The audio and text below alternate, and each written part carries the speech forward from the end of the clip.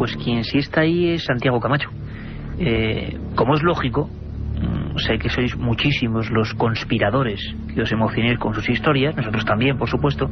Hemos recibido muchas cartas porque en un par de semanas Santiago, que estaba con sus cosas, pues claro, no nos traía nuevas historias y nos reíamos amablemente con vosotros, con esos mails que nos enviabais, porque decíais, ya estáis conspirando contra Santiago, ya no está en su sección porque se mete con los grandes poderes. No, Santiago sigue en el equipo y en primera línea. Nos habéis escrito muchas veces hablando de la cara de Marte, ¿verdad? Esa sonda Viking que de repente en el planeta rojo describe algo como ruinas. Y el tema de las ruinas en Marte, ruinas en la Luna, todo tipo de cosas, se ha hablado mucho de ellas. ¿Qué hay de verdad, qué hay de mentira? ¿Qué hay de conspiración? ¿Qué hay de añadidura humana? ¿Lo descubrimos con Santiago Camacho? Vamos allá.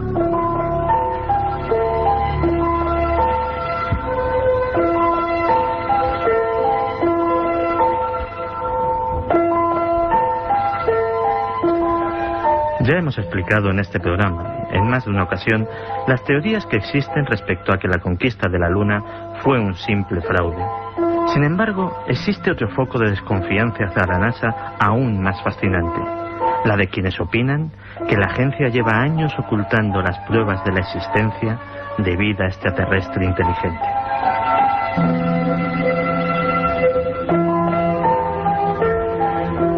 Estas teorías experimentaron un renovado impulso en el verano de 1996, cuando se anunció por parte de la agencia el descubrimiento en la Antártida de un meteorito que contenía microbios fósiles, un meteorito procedente de Marte. A partir de aquel entonces se hizo popular en el mundo la figura de Richard Hoagland, un divulgador científico que trabajó para la CBS durante el proyecto Apolo y que afirma, ni más ni menos, que existen restos arqueológicos tanto en la Luna como en Marte.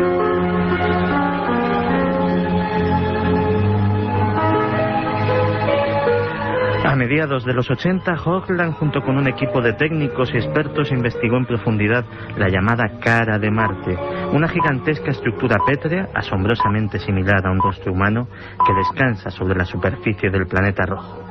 Llegaron a la conclusión de que era artificial.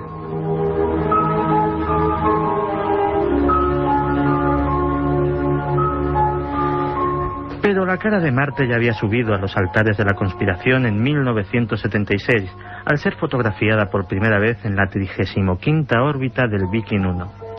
Descubierta por los analistas de imagen Vincent Di Pietro y Gregory Molenar, su principal defensor ha sido realmente Hoagland, quien es conocido ya desde hace tiempo con el sobrenombre de El Hombre de la Cara.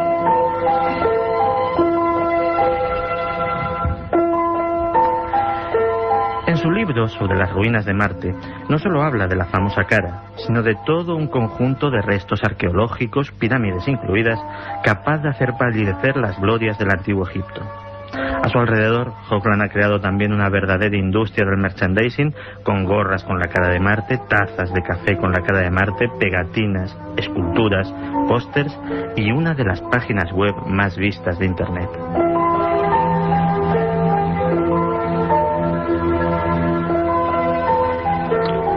Pero Marte no sería el único lugar donde la NASA habría ocultado la presencia extraterrestre. Desde 1969 se ha especulado con la posibilidad de que el pequeño paso que Neil Armstrong dio en la Luna fuera presenciado por testigos no invitados procedentes de otros planetas. La historia de los avistamientos ovni protagonizados por astronautas es larga y algo ha ido saliendo a la luz a pesar del secretismo de la NASA. ¿Quién sabe? Es posible que algún día se nos revele el porqué de tanto secreto y descubrimos cosas que hoy día ni siquiera podemos sospechar.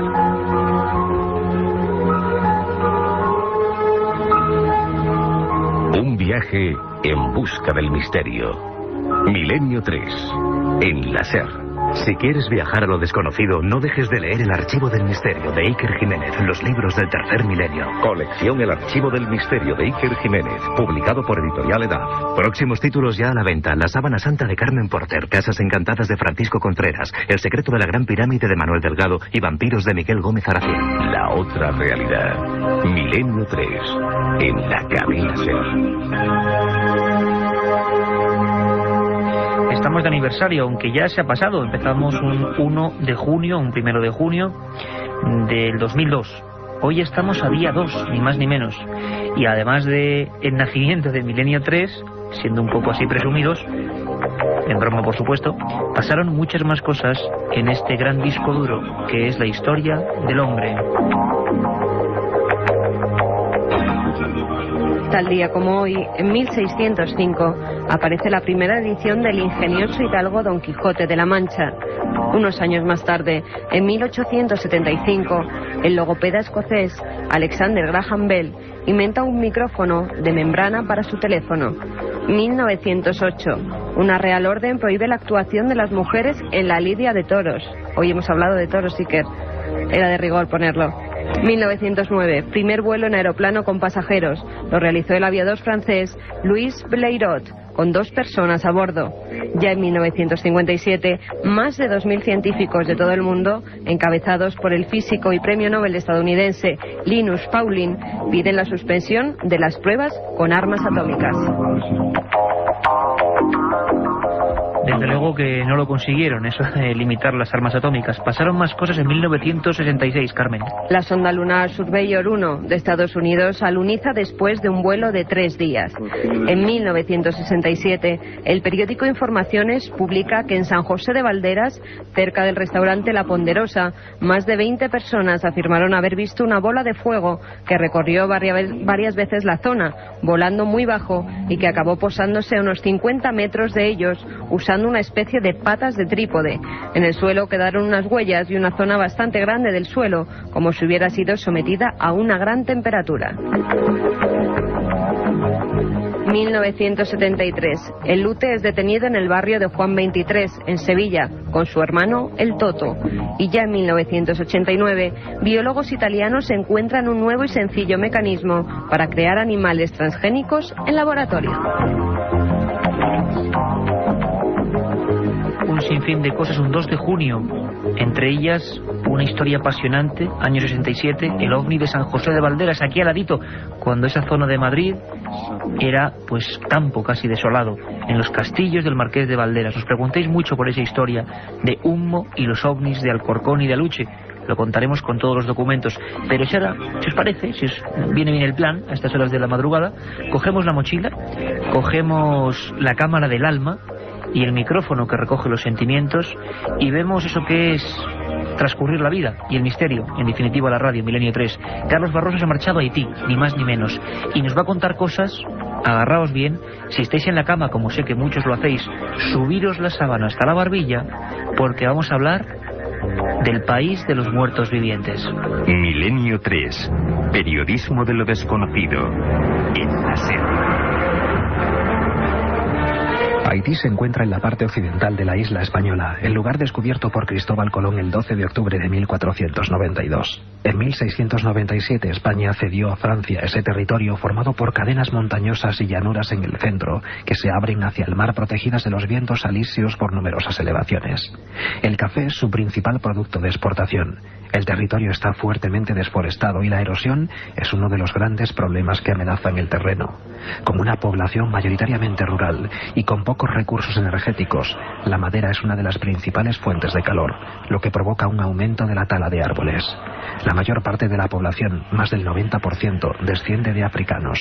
Pero Haití es un país donde lo oficial no casa mucho con lo que la población lleva a la práctica. 2 asuntos pueden servir como ejemplos.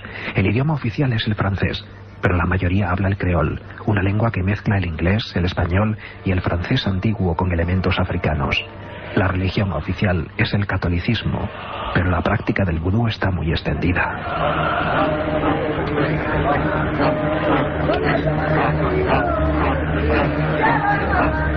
Es este uno de los aspectos más oscuros que perviven en un país que hace relativamente poco tiempo, en 1995, accedió a un sistema democrático después de haber vivido dictaduras y golpes militares.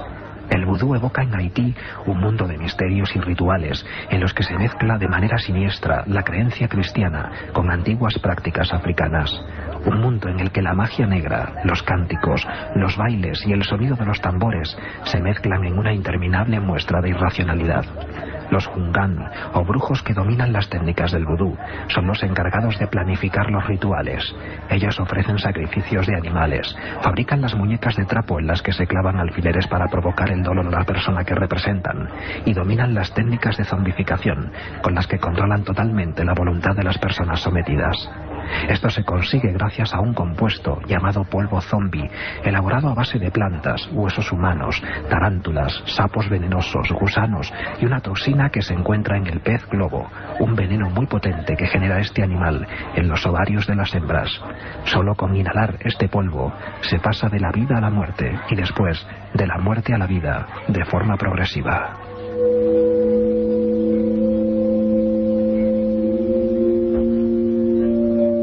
La zombificación, algo insólito e inexplicable para la ciencia, es un hecho todavía hoy en el país.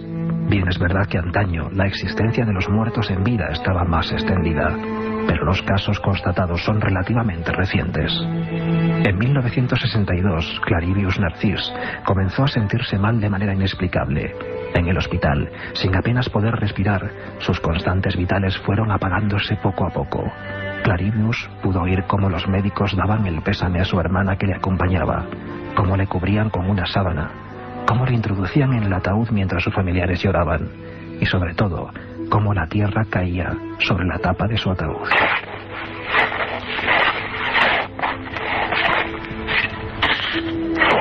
Clarivius Narcís ya no pudo oír más nada hasta que se descubrió de pie, junto a su tumba, en un estado parecido al trance. Mientras dos hombres volvían a llenar su tumba de tierra, otro le ataba las manos y le conducía a una granja, donde pasó a formar parte de los esclavos que trabajaban en ese lugar. Así permaneció durante 2 años, hasta que su amo dejó de administrarle narcóticos, lo que le hizo regresar a la realidad junto con todos los demás zombies.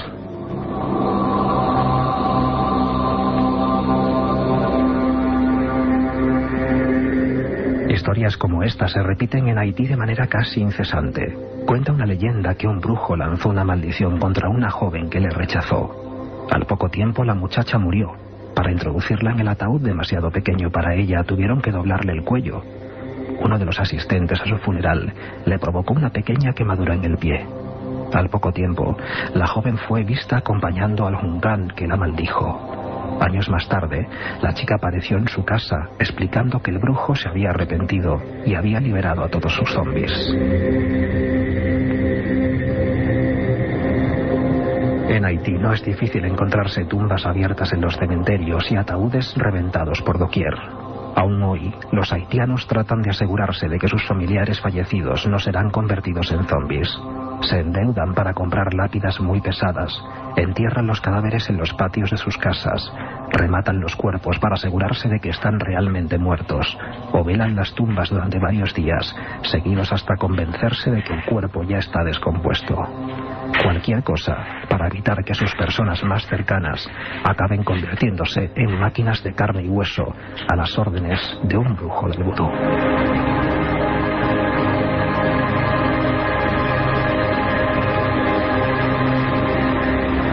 Un viaje en busca del misterio. Milenio 3, en la SER. 3:41 de esta madrugada imborrable e irrepetible del 2 de junio del 2003. ¿Estáis ahí todos? Todos los amigos, los cientos de miles de amigos de esta familia de Milenio 3. Casi hay veces que hasta uno se lo piensa, ¿verdad? ¿Cómo nos ha puesto el cuerpo don Carlos Barroso? Tengo aquí a Carmen y a don Antonio Bravo en la nave del misterio y los dos están pálidos. Yo creo que también. Pero ahora, si os parece, para, como siempre, cambiar el rumbo, como una montaña rusa de las palabras y del sentimiento, nos vamos a algo más pacífico, a sentarnos en el sillón de la imaginación y a abrir las puertas de nuestra gran, entrañable y vieja biblioteca. La biblioteca de Milenio 3. Yo tengo en mis manos, sabéis que siempre os recomendamos dos libros, uno que se puede encontrar, que es novedad o que es fácil todavía de adquirir en las librerías, ahora que es tiempo de Feria del Libro, ahora que los próximos 2 fines de semana tenemos una cita con todos vosotros en la Feria del Libro de Madrid, ya lo sabéis, pues yo tengo un libro interesante, me lo estoy leyendo ahora mismo. Lo compré por un título que creo que puede dar para un programa y para 2. Minorías malditas. Autor Javier García Egocheaga. Editorial Tikal. El subtítulo: La historia desconocida de otros pueblos de España. Y es que seguro que muchos sí. Incluso seguro que muchos de los que ahora nos escucháis estéis en zonas muy cercanas a donde vivieron, por ejemplo, los agotes, los vaqueiros de Alzada.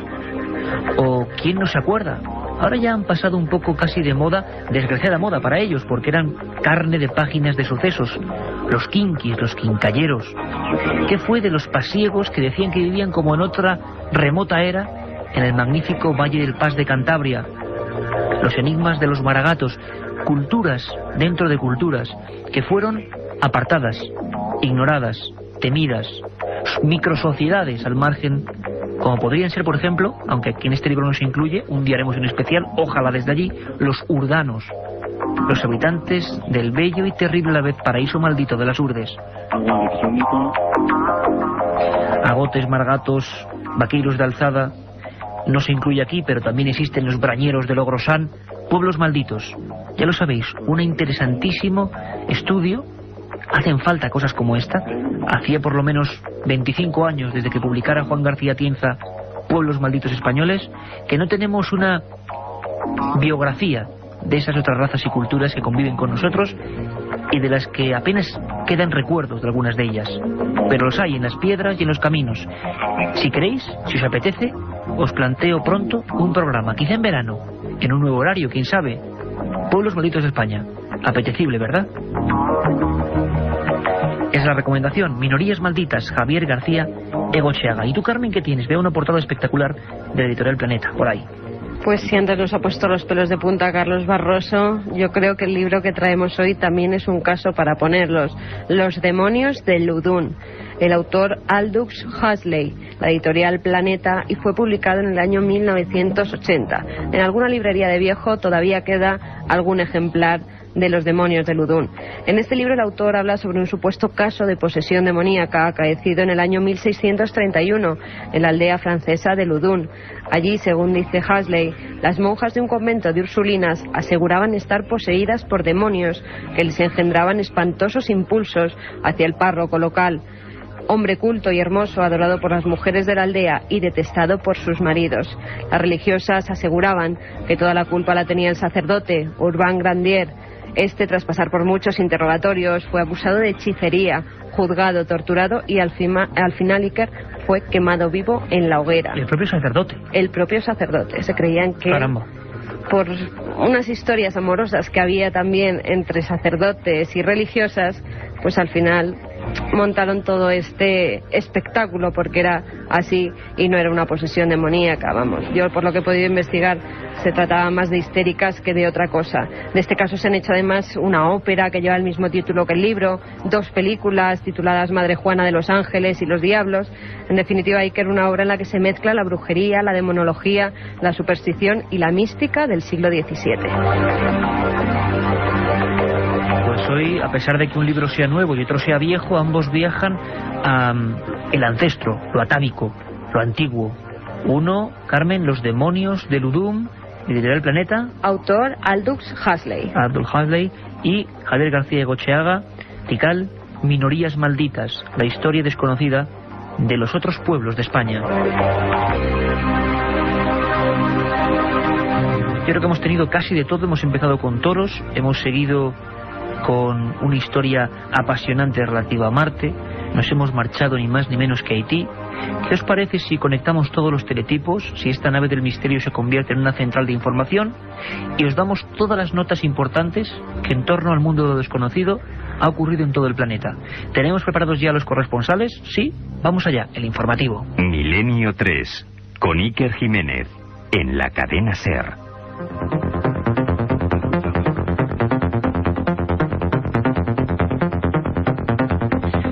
que hay noticias, bueno, interesantísimas, incluso a nivel histórico. Hablábamos hace un tiempo, Carmen, de los restos de Cristóbal Colón, ni más ni menos. Ahora se añade al misterio los restos de su hijo Hernando.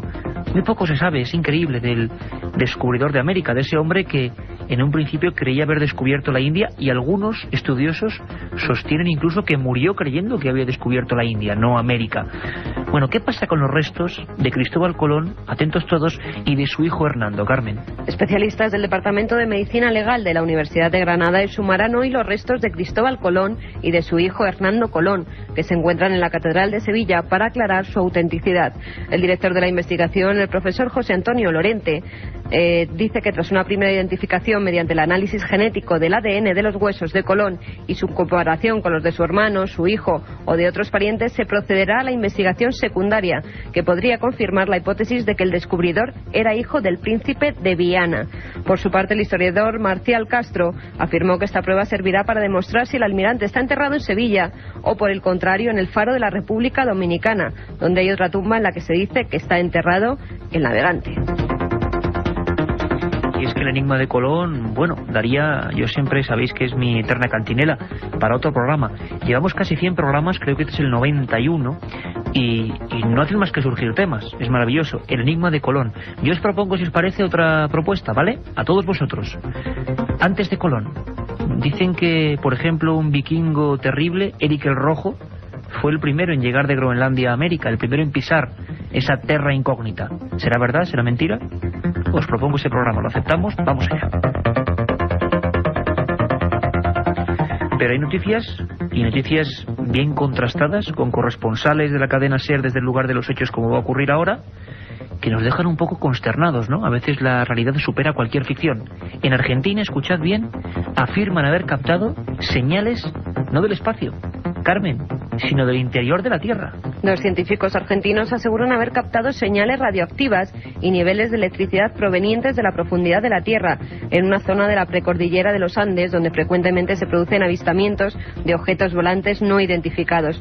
Nos lo cuenta la corresponsal de la SER en Argentina, Isabel Cuevas. Dos científicos argentinos han captado señales electromagnéticas que emanan de la profundidad de la Tierra en una zona de la precordillera de los Andes, donde testigos dicen haber filmado ovnis introduciéndose en las montañas. Omar Gese y Jorge Milstein consideran que las microondas registradas a cerca de 3.000 metros de altura, cerca del Nevado de Cachi, en el noroeste argentino, no son originadas por causas naturales, sino por tecnología que escapa al conocimiento humano. Gese ha indicado que una de las hipótesis es que en esa zona haya una boca de entrada de aeronaves a una suerte de ciudadela intraterrena, a la cual también se puede acceder desde otros países andinos como Perú y Ecuador. Más allá de la parte turística, y que ya se ha transformado en un lugar donde mucha gente quiere ir a ver lucecitas y demás, el fenómeno está presente en el lugar desde hace miles de años. Eso está registrado en petroglifos en la zona, en leyendas. Las imágenes recogidas en las filmaciones muestran aeronaves de enorme tamaño que se trasladan a gran velocidad y se dividen en varios aparatos que luego vuelven a unirse. Estos objetos voladores penetran en un área montañosa rica en minerales. Los dos expertos piensan seguir midiendo las ondas electromagnéticas que allí se registran con instrumentos más precisos. Y ahora vamos al epicentro del milagro, un tema en el que tú, Carmen, iba a decir es experta, pero nosotros los periodistas de Milenio 3, que somos solo eso, periodistas, no nos gusta llamarnos expertos de nada. Somos investigadores, contadores de cosas para que vosotros sepáis más. Pero es que es uno de tus temas preferidos. Hace menos de un mes hicimos un especial sobre misterios de la Iglesia y parece que hay un nuevo misterio de la Iglesia, en esta ocasión en Chile, porque carabineros de ese país han notificado, ni más ni menos que al Vaticano, el presunto milagro por la intercesión de un sacerdote. Una especie de amalgama extraña que nos parece de otro tiempo y que ha pasado ahora mismo, Carmen. El director general de Carabineros de Chile, Alberto Cienfuegos, viajará hasta el Vaticano para dar conocimiento de un presunto milagro que ha salvado a uno de sus agentes. El sargento Luis Pezo Matamala, mientras estaba de servicio, fue alcanzado por una bala que se alojó en su cráneo. Tras ser trasladado al hospital, los médicos aseguraron que sufría daños cerebrales irreversibles y mortales de necesidad. Pero el padre Lorenzo Torres decidió encomendar al policía a un sacerdote italiano, a Nicola Donofrio, al que se le atribuyen numerosos milagros. A los pocos días el sargento se recobró por completo de sus heridas y ya ha sido dado de alta. Y es que uno nunca deja de sorprenderse, esta maravillosa y mágica, a veces trágica también vida. Yo hace poco, Carmen, leía un libro de un gran periodista que ya no está, uno de esos grandes reporteros del diario Pueblo, era Felipe Navarro Yale, que hablaba de qué bonito es cada día salir ahí fuera a contar lo que hace nuestro hermano, el hombre. Y es que el hombre, nuestro hermano, tiene la capacidad de hacer lo peor y lo mejor. Por ejemplo, de agruparse en una asociación arqueológica y hacer descubrimientos apasionantes como los que ha ocurrido ahora mismo en Barcelona, que han hallado restos de una gigantesca batalla que permanecía ahí en el subsuelo, ¿verdad, Carmen? Arqueólogos del Museo de Mataró han encontrado en la cueva dos Rius más de 25.000 huesos humanos que pertenecen a guerreros muertos en una batalla prehistórica. Todos los detalles nos los trae la corresponsal de la cadena SER en Barcelona, Cristina Crespo. Los arqueólogos del Museo de Mataró en Barcelona han hecho público ahora el informe sobre el descubrimiento de 25.000 huesos de hombres de la prehistoria, un descubrimiento que se hizo en 1995 gracias a unas obras de construcción. Los huesos pertenecen a cerca de 200 individuos del tercer milenio antes de Cristo que, según las investigaciones llevadas a cabo por los expertos, habrían muerto en una importante batalla. Entre los restos hay tantos de hombres como de mujeres y junto a ellos se han encontrado hasta 80 puntas de flecha de sílex que se lanzaban con arco. El director del Museo de Mataró, Carles Marzada, explica así el descubrimiento. La troballa en aquel momento que la va a hacer El descubrimiento que en este momento hizo personal del museo fue una cueva donde, al iniciarse la excavación, apareció una cueva sepulcral. Tuvimos la suerte que pocos años después de construirse, se hundió la entrada y eso preservó el interior. Se encontraron solo 11 metros cuadrados los restos de cerca de 200 individuos procedentes de una batalla en el pueblo que hoy se conoce como Dos Rius. D'una batalla que va haver en aquella època en el poble que avui té el nom de Dos Rius. Los restos encontrados han permitido saber que se trataba de una comunidad que residía en Dos Rius, a unos 10 kilómetros en el interior, en el verano y que en invierno viajaba hasta la costa. Lo que no se ha podido determinar es qué pudo provocar una batalla tan importante como para que murieran cerca de 200 individuos. Enigmas, como decimos, del hombre. Ese hombre que, como decimos también, se comporta de las formas más diversas. Fíjate, Carmen, 13 miembros de una secta arrestados en China y por una causa que me parece terrible y desagradable.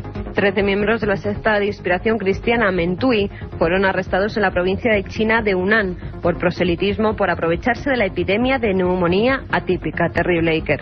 Al parecer, los líderes hacían creer a sus adeptos que solo los seguidores de su movimiento se salvarían de contraer la enfermedad.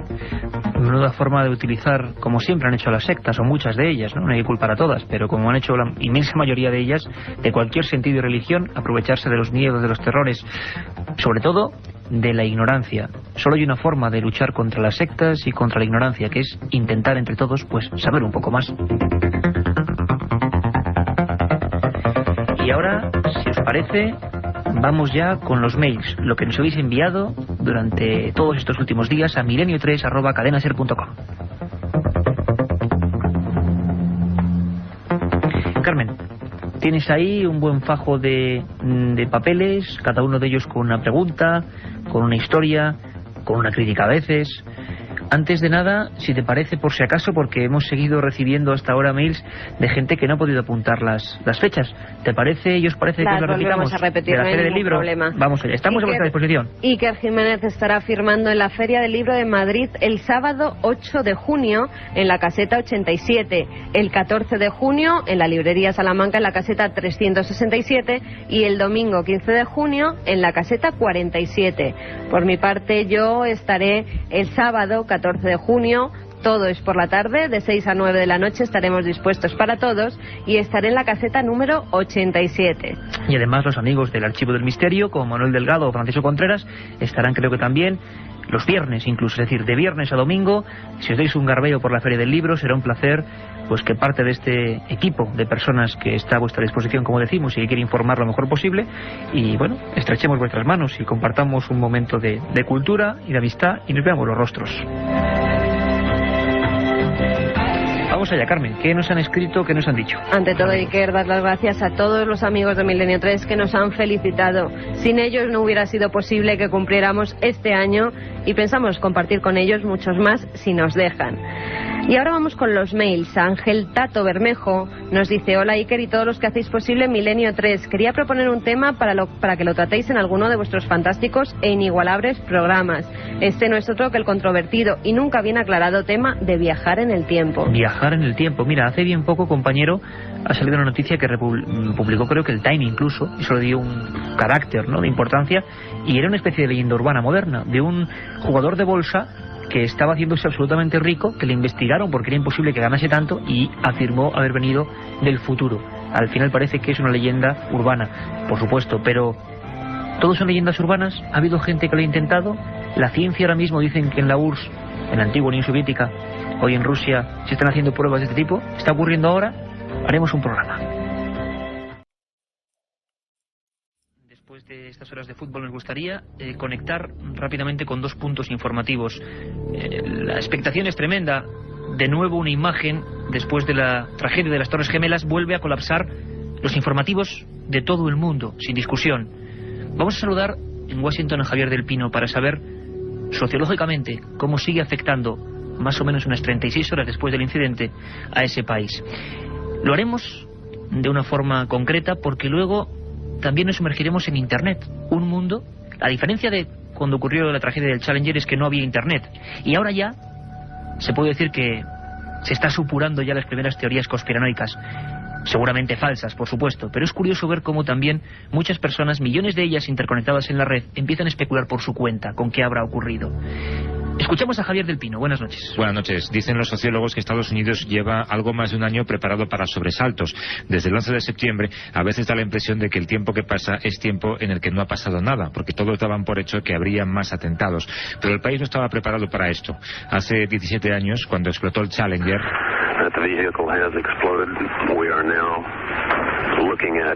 la tragedia fue dolorosa, pero no existían entonces cadenas informativas en televisión, no existían foros de debate en Internet, que ha registrado una subida notable en tráfico por gente que se conectaba para saber, para leer, para hablar con otros internautas sobre una tragedia que se ha vivido en tiempo real. Decía hoy alguien que el accidente ha roto la ilusión de rutina en Estados Unidos, la agradable sensación de que no pasa nada, a pesar de que tengamos una guerra a la vuelta de la esquina.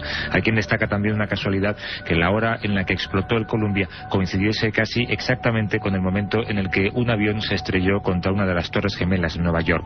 Casi nadie ayer por la mañana tenía en sus planes contemplar el aterrizaje de la nave. Posiblemente las televisiones ni siquiera lo habrían retransmitido en directo, porque la conquista del espacio se contempla aquí como un proceso en marcha del que hay que sentirse orgulloso, pero sin prestarle demasiada atención. Hoy la gente, en cambio, se ha despertado con una sensación parecida al 12 de septiembre del 2001, la del día después de una catástrofe tan extraña que parece una pesadilla. Catástrofe extraña que parece una pesadilla. Imaginamos que en Israel la conmoción habrá sido muy parecida. Viajaba en este vuelo de la nave Columbia, Ilan Ramon. Se había convertido en algo así como un embajador judío en las estrellas. Y no pocos en Internet ya empiezan a, por lo menos, sospechar. La sospecha es una palabra casi congénita de la red de redes. ¿Qué habrá ocurrido? ¿Qué pasa? ¿Quiénes son los culpables? Aunque quizá los culpables solo sean, como parece, las máquinas. Buenas noches en Jerusalén, Julio de la Guardia. Buenas noches desde Jerusalén. La pérdida del primer cosmonauta israelí, Ilan Ramon, ha supuesto una auténtica conmoción nacional. El primer ministro Ariel Sharon ha ordenado colocar a media asta las banderas de todos los edificios públicos en señal de luto por la muerte de quien fuera durante unos días el primer embajador de Israel en el espacio. Precisamente por esto, Ramón llevaba consigo una Torá microfilmada y una mezuzá, que es el detalle con inscripciones bíblicas que colocan los judíos en el marco de la puerta de casa. Además, la ministra de Educación, Limor Livnat, daba una directiva a todas las escuelas públicas para que éstas dedicaran una hora de clase a discutir sobre el personaje que ha dejado de ser uno de los principales símbolos del país para convertirse en un auténtico mito nacional. A pesar de la tremenda consternación causada por esta experiencia frustrada, Ariel Sharon ha asegurado en el Consejo de Ministros que Israel tardará poco en enviar nuevos embajadores al espacio. Conmoción en esos dos puntos cardinales importantes. Santiago Camacho es nuestro conspiranoico particular, lo conocéis todos en ese Milenio 3 segunda edición que hacemos siempre de 3 a 4. Además ahora acaba de sacar un libro estupendo, Las 20 grandes conspiraciones. Hablaremos mucho de él y con él, pero en esta ocasión le hemos mandado un pequeño cometido. Yo cuando ayer veía las imágenes y todo nuestro equipo veía las imágenes, dijimos, hay que cambiarlo todo, radicalmente. Y vamos a intentar descubrir por qué este mundo decíamos es tan hermético y cuántos misterios. Va a ser imposible en media hora, lo haremos en más ocasiones, pero vamos a intentar mostrar a la gente que este mundo sigue siendo una esfera un tanto enigmática. Santiago Camacho inmediatamente se ha metido en todos esos foros que él conoce, foros de conspiración, foros de discusión, foros de debate, porque la opinión pública, la auténtica leyenda urbana, esa que tanto nos hace disfrutar de ella Katia Rocha todas las madrugadas, las leyendas urbanas son ya instantáneas, están surgiendo, hay rumores. Lo que no esperábamos, y esto creo que nos ha contado, es que un representante de la propia NASA ha sido, hace escasamente un par de horas, el que ha realizado, digamos, una pequeña bomba informativa a nivel cibernética. Nos lo cuenta Santiago Camacho. Pues básicamente se está poniendo de manifiesto dos aspectos muy interesantes de este tema. Uno de ellos completamente inédito, y es que parece ser que todo esto podía deberse, entre otras cosas, a un caso de negligencia casi criminal. Me explicaré. Don Nelson, ingeniero de la NASA durante 36 años, escribió recientemente, ni más ni menos que al presidente Bush, para pedir una moratoria en las misiones de la lanzadera espacial, puesto que los recortes de presupuesto estaban haciendo que las medidas de seguridad se estuviesen relajando excesivamente. No se le hizo caso y bueno, él vaticinaba una catástrofe en una de las futuras misiones, algo que desgraciadamente se ha hecho realidad. Por otro lado, otros conspiranoicos están barajando la posibilidad de que en un futuro se pueda utilizar este desgraciadísimo incidente como uno de los muchos pretextos para la guerra futura contra Irak, pensando en que un análisis no demasiado independiente pudiera llevar a la conclusión de que había habido un sabotaje donde en realidad ha habido un accidente. Internet que hierve en todo el mundo con suposiciones muchas veces completamente erróneas, pero que nos demuestra qué importante para la opinión pública a partir de ahora es este mundo informático y ultrademocrático en el que cualquiera puede decir a cualquiera cualquier cosa. Recordáis seguro a Yuri Gagarin, ¿verdad? Y vamos a dedicar lo que resta del programa sobre todo a los astronautas rusos, el mundo más cerrado en sí mismo, los que no informaban nunca de casi nada, y ahora periódicos como Pravda, basta decir que era la voz de la Unión Soviética, empiezan 50, 40 años después a desvelar historias dignas del misterio, dignas de la ciencia ficción, pero reales, con hombres y fallecidos reales. Vamos a dar hoy sus identidades, vamos a comentar sus circunstancias. Yuri Gagarin, ahora Pravda lo ha sacado, que aterrizó, vamos a decirlo de una manera forzosa y mal, en un lugar que no era el adecuado, y cuenta Pravda que dos campesinas, imaginemos dos campesinas de una zona abrupta de Moscú, que ven a un hombre con una escafandra, con un paracaídas colgandero, con un traje casi reluciente, y que claro, casi se desmayan también. Yuri Gagarin dijo lo siguiente: no tengan miedo, soy uno de los nuestros, soy soviético, he descendido del espacio y tengo que encontrar un teléfono. Esto lo publica Pravda en el mes de abril, informes que no conocíamos absolutamente nadie. Pues bien, de todo eso vamos a hablar en un momento. La otra realidad. Milenio 3. En la cadena SER. Si quieres viajar a lo desconocido, no dejes de leer El Archivo del Misterio de Iker Jiménez, los libros del tercer milenio. Colección El Archivo del Misterio de Iker Jiménez, publicado por Editorial EDAF. Próximos títulos ya a la venta: La Sábana Santa de Carmen Porter, Casas Encantadas de Francisco Contreras, El Secreto de la Gran Pirámide de Manuel Delgado y Vampiros de Miguel Gómez Aracil. La otra realidad. Milenio 3. En la cadena SER. Y cuando don Antonio Bravo y Javier Rodríguez nos dicen que nos indican con sus teclas que esta es la música que indica informativo, significa que hacemos un pequeño avance siempre de lo que viene de 3 a 4, un programa con todo tipo de cosas. Carmen Porter, buenas madrugadas, bueno, buenas noches, digo yo buenas madrugadas, acostumbrado de 3 a 4. Buenas noches, Iker. En el programa de madrugada nos iremos hasta Puerto Llano, Ciudad Real, donde al parecer hace unos días ha caído una extraña bola de fuego, de la que no ha quedado ni un solo resto y que provocó un fuerte incendio. Como siempre en nuestras secciones, Iker, las leyendas urbanas de Katia Rocha, las historias perdidas de la mano de Nacho Ares, y viajaremos hasta la India con nuestro compañero Carlos Cala. También las últimas noticias relacionadas con el misterio y la biblioteca de Milenio 3. Un buen menú para esta madrugada.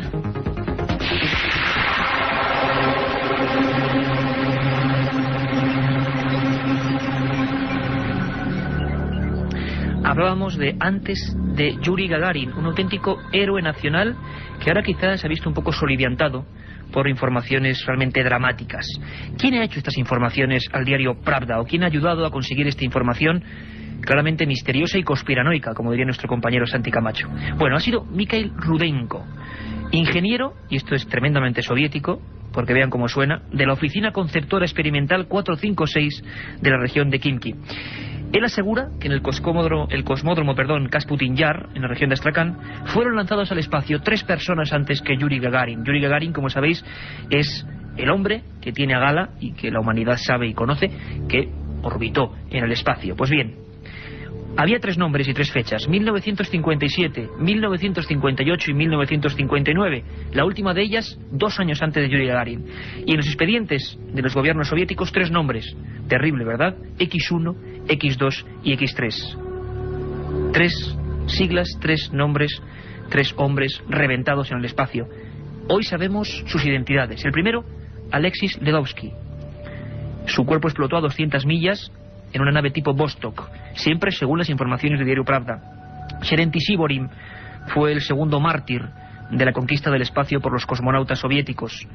Lo más dramático es que en su asfixia, según cuentan estas informaciones, sus lamentos, su casi agonía fue registrada por varias estaciones de radiofrecuencias, una de ellas en Bochum, en Alemania. Y el tercer hombre de esta triada macabra fue Andrei Niktov. Hasta el mes de abril, pues casi 50 años después, la opinión pública no supo nada. Y en Milenio 3 sabéis que nos fiamos muy poco de las informaciones oficiales, vengan de donde vengan, porque luego nos encontramos con cosas como estas.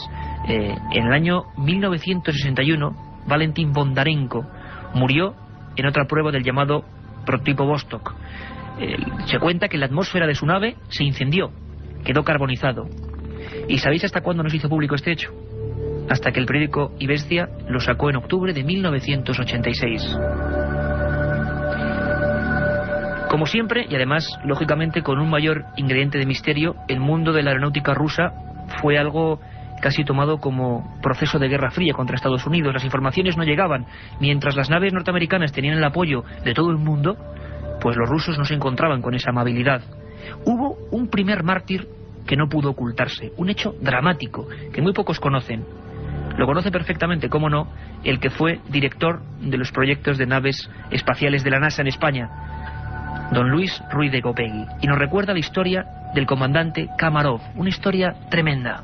En la Unión Soviética, en el año 1967, pues murió un astronauta, Kamarov se llamaba, y este murió en la operación de reentrada. Fue dramático porque ya sabe usted que los rusos caen en el desierto con paracaídas, pero su nave, su cápsula, pues había perdido el control y iba dando vueltas, y entonces él se dio perfectamente cuenta de que el paracaídas se había enredado con la propia nave, y entonces se dio cuenta que se iba a estrellar porque bajaba a una velocidad tremenda. Lo anunció y en efecto así fue. Chocó con tierra y murió en el choque. Latidos de corazón, según nos informan estos reporteros, ingenieros aeronáuticos rusos, quizá un tanto despechados con su propio pasado. El 4 de febrero de 1961 estos latidos de un corazón humano, estaban siendo transmitidos desde un satélite por parte de los comandantes Volokonev, Iván Kachur y Grachev. Según cuenta siempre el diario Pravda, se perdieron en el espacio, fallecieron en la nave, no fueron jamás recuperados, y aquella transmisión sí se recogió. Nos contaba don Luis Ruiz de Gopegui en la terrible historia del comandante Kamarov. Este sí, salió en todos los medios de comunicación, bueno, con ciertas restricciones, pero fue conocido. Y se empezó a hablar, y había conspiranoia en aquella época, del inicio de una especie de maldición. La nave de este comandante era la Soyuz 1, el año 1967. Poco antes, al mismo tiempo que la Soyuz comenzaba la carrera por el espacio en la Unión Soviética, en Estados Unidos un nombre se hizo célebre, Apolo. Pero en el Apolo 1 hubo otra tragedia. Los comandantes Virgil, Grissom y Edward White realmente perecieron en la propia plataforma, en el propio prototipo. Y se empezó a hablar de una cierta maldición. Hubo escritos, libros, el primero, por ejemplo, el primer libro que llega en castellano sobre astronautas, Los hombres del espacio, año 1961, pues hablaban ya de las posibilidades de que el propio espacio, el cosmos, no quisiera que nosotros fuésemos exploradores. Eran, por supuesto, teorías de la época, una especie de miedo ancestral. 6 años después, las muertes del Apolo 1 y el Soyuz 1 hicieron que muchos pensaran exactamente lo mismo. Cuando realmente los norteamericanos llegaron a la Luna, los soviéticos tuvieron que emprender una carrera a contrarreloj. Dejaron de lado aquel proyecto tan publicitado y se concentraron en ser los primeros en otra cosa. ¿Qué otra cosa podía ser esa? Pues una de ellas se aseguraba que era el acoplamiento de varios astronautas en una especie de estación espacial. Por desgracia volvemos a hablar de 3 mártires, y son cosas, comprendo, no muy conocidas. Esto sí que se publicó incluso en España. La vieja y entrañable revista Algo y el redactor Marius Yeguet se hacían eco de la extraña historia de la Soyuz 11. Los capitanes, también militares, George Dobrovolsky, Vladislav Volkov y Víctor Patsayev, intentaban acoplarse a la nave Salyut. Eran hombres casi bromistas, intentando contrarrestar la propaganda de Aldrin, Armstrong y Collins llegando a la Luna. Los rusos incluso dedicaron a ellos minutos de televisión, conexiones, había incluso chistes. Eran los héroes. Pero los héroes llegaron muertos, dentro de la nave, sin decir ni mu, y nadie nunca lo pudo explicar del todo. Se lo preguntamos a don Luis Ruiz de Gopegui, director de la NASA en España en aquella época. La Soyuz 11 se desacopló, estaba acoplada a una estación espacial, me parece que era la Salyut, no me acuerdo cuál, pero estaba acoplada. Se desacopló y al desacoplarse se produjo una pérdida de atmósfera, y entonces los astronautas no les dio tiempo de cerrar la llave de paso y la atmósfera se les fue fuera, la atmósfera que había dentro de la nave, se quedaron en vacío y por tanto murieron de forma trágica, se les explotaron las venas y en fin fue una muerte muy... Luego ya cuando cayó a tierra, ya en el centro de control sabían perfectamente que estaban muertos porque no respondían a sus llamadas y porque ellos habían observado en la telemedida que se habían quedado sin atmósfera. Sabéis que hay un mail, milenio3@cadenaser.com, un contestador 915324532, y que damos todo este equipo buena cuenta de todas vuestras sugerencias y peticiones, críticas, alabanzas, lo que queráis. milenio3@cadenaser.com. Estamos imbuidos, se ha convertido este set, este estudio 1 de la cadena SER en una auténtica nave espacial, en tierra eso sí, pero con la imaginación y con las esperanzas en el cosmos.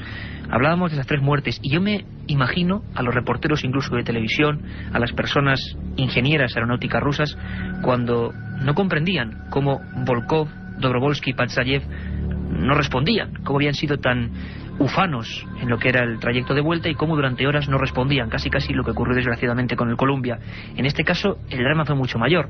Se habló de lo que comentaba don Luis de Gopegui, pero mucha gente lo negó, habló de otras cosas, se especuló en su día incluso con experimentos de cobayas humanas. Aquellos 3 hombres no llevaban escafandra, estaban sin los trajes protectores, los 3 con el cinturón puesto, los 3 muertos, en pleno silencio. Fueron enterrados como auténticos héroes de la nación. Volkov, Patsayev y Dobrovolsky, una de las historias más extrañas de la aeronáutica rusa, Soyuz 11 en 1971. Una muerte brutal, según nos comentaba don Luis de Gopegui. Y esas especulaciones continuaron y fueron fomentadas incluso en Estados Unidos. Propaganda, misterio, autenticidad. Uno de los periodistas que más se metió en esta historia fue Frank Edwards. Y me vais a perdonar, pero es que estas historias son reales, pero parecen pura ficción. Frank Edwards, reportero que hizo varios libros, tenía encargado a su editor una edición de un libro que según iba a ser un gran bestseller: Los misterios de la aeronáutica rusa. contaba o quería contar Frank Edwards en ese borrador que jamás se publicó después y que hizo patente o difundió uno de sus editores, que tenía información secreta en el año de 1968 sobre pruebas realizadas adrede negativas sobre los cuerpos humanos de los soviéticos. Quizá no solo se refería a Volkov, Patsayev y Robovolsky, sino a otros muchos, quizá a los primeros X1, X2 y X3 que reventaron el aire antes de Gagarin. Quizá quería publicarlo en el 68 Frank Edwards. Frank Edwards apareció en su viejo coche con un tiro en la cabeza. Y después, en esta historia extraña del mundo de la aeronáutica, nos tenemos que ir evidentemente a el Challenger. Esa historia que realmente recordamos todos en una imagen patética, tremenda, esa historia de esos 7 valerosos hombres que perdieron su vida. También aquí hubo misterio, también aquí hubo gente que dijo que lo predijo. Pero claro, es muy sencillo poder decir a toro pasado que uno, como si fuera un Nostradamus cualquiera, pero en falso, pues realmente ve cosas. Pero hubo un escritor, Jenny Randles, que lo dejó por escrito 3 años antes. Javier Sierra nos lo cuenta. Ella tuvo un sueño muy particular y lo escribió. Habló de que ella había visto cómo de noche salía el transbordador espacial hacia el espacio y que aproximadamente 1 minuto después del lanzamiento uno de los depósitos de combustible ardía y explotaba la nave en vuelo. Claro, salvo el detalle de la noche, el resto de los detalles son muy ajustados a lo que después ocurrió, y esto pues estuvo en jaque a esta mujer durante varios meses, que se dedicó a recoger otras experiencias similares de personas que también habían soñado con el accidente del Challenger, pues aproximadamente desde hacía 1 o 2 años antes de que tuvieran lugar esos acontecimientos. Incluso en registros como el Registro Central de Premoniciones, que es una iniciativa que lleva muchos años funcionando en los Estados Unidos, se registraron varias notas haciendo alusión a la eventual explosión de un transbordador espacial. Lo que no coincidía en aquella época, porque muchos de aquellos sueños hablaban de un accidente cuando el transbordador espacial regresaba de una misión espacial, lo que no se ajustaba a lo que ocurrió en 1986, desde luego se ajusta como un guante a lo que ha ocurrido hace apenas unos días. Jenny Randles, que escribía en noviembre del 83 esa premonición, ese estallido del Challenger. Bueno, historias que quedan ahí paralelas, que es mejor casi ni rondar en ellas, pero que pertenecen a la historia de estos fenómenos. Una cosa de la que hablaremos seguro, los fenómenos extraños en torno a astronautas, y hay documentación que os va a sorprender, es por ejemplo los cambios de conciencia que se producen en muchas de estas personas. Uno de ellos, por ejemplo, fue Edgar Mitchell, del Apolo 14. En febrero del 71 tuvo una misión increíble: experimentar telepáticamente, y esto se publicó en todo Estados Unidos. Nos lo cuenta también Javier. Este hombre tenía que ser sujeto tanto emisor como receptor de las ondas telepáticas de un supuesto dotado paranormal muy conocido en aquel entonces en Estados Unidos, llamado Olaf Johnson, que debía transmitir mediante el poder de su concentración las imágenes típicas de las cartas Zener, unas cartas que se utilizan en experimentos telepáticos desde hace muchos años y que se recogen imágenes geométricas muy precisas. El resultado de aquellos experimentos fueron 275 ensayos, pues fue bastante sorprendente porque hubo un índice de aciertos que superaba casi el 40%. Después de aquel vuelo del Apolo 14 sufrió una transformación personal muy seria y se convirtió en uno de los principales defensores de la validez científica de la parapsicología, llegando incluso a ser uno de los miembros fundadores de una organización internacional importante que entonces recibió el nombre de Instituto de Ciencias Noéticas y que se ha dedicado prácticamente hasta nuestros días a defender precisamente que todo lo relacionado con investigación psíquica humana debería tener un lugar de honor en todas las universidades del planeta. En definitiva, enigmas que sobrevuelan, nunca mejor dicho, a los hombres del espacio, estos auténticos héroes. Iremos sabiendo muchas de ellas, seguro. Don Luis Ruiz de Gopegui, nos comentaba que a día de hoy vamos empezando a saber muchas cosas, sobre todo de la aeronáutica rusa, que se ocultaron. Algunas terribles, muertes de cientos de civiles. En todo el tiempo que existió la Unión Soviética, pues en efecto no había ninguna transparencia, y entonces pues así como los americanos indicaban todo lo que hacían y todo lo que pasaba, y cuando había muertos pues indicaban el número de muertos y todo, pues los soviéticos no lo hacían así porque su política era completamente distinta. Una vez que apareció Rusia, pues se han empezado a desvelar muchas cosas y entonces se ha sabido muchas cosas que antes no se sabía. Pero lo que es evidente, porque esto se detectó desde el espacio, que los soviéticos tuvieron explosiones muy importantes en la rampa de lanzamiento.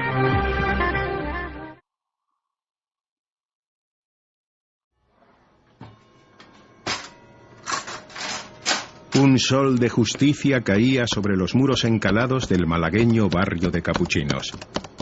En el número 23 de la calle Alta, Trinidad Gómez se afanaba en terminar las labores domésticas. Desde la ventana de la cocina, la humilde ama de casa tenía una vista privilegiada del constante ir y venir de sus vecinos en aquel sofocante día de verano.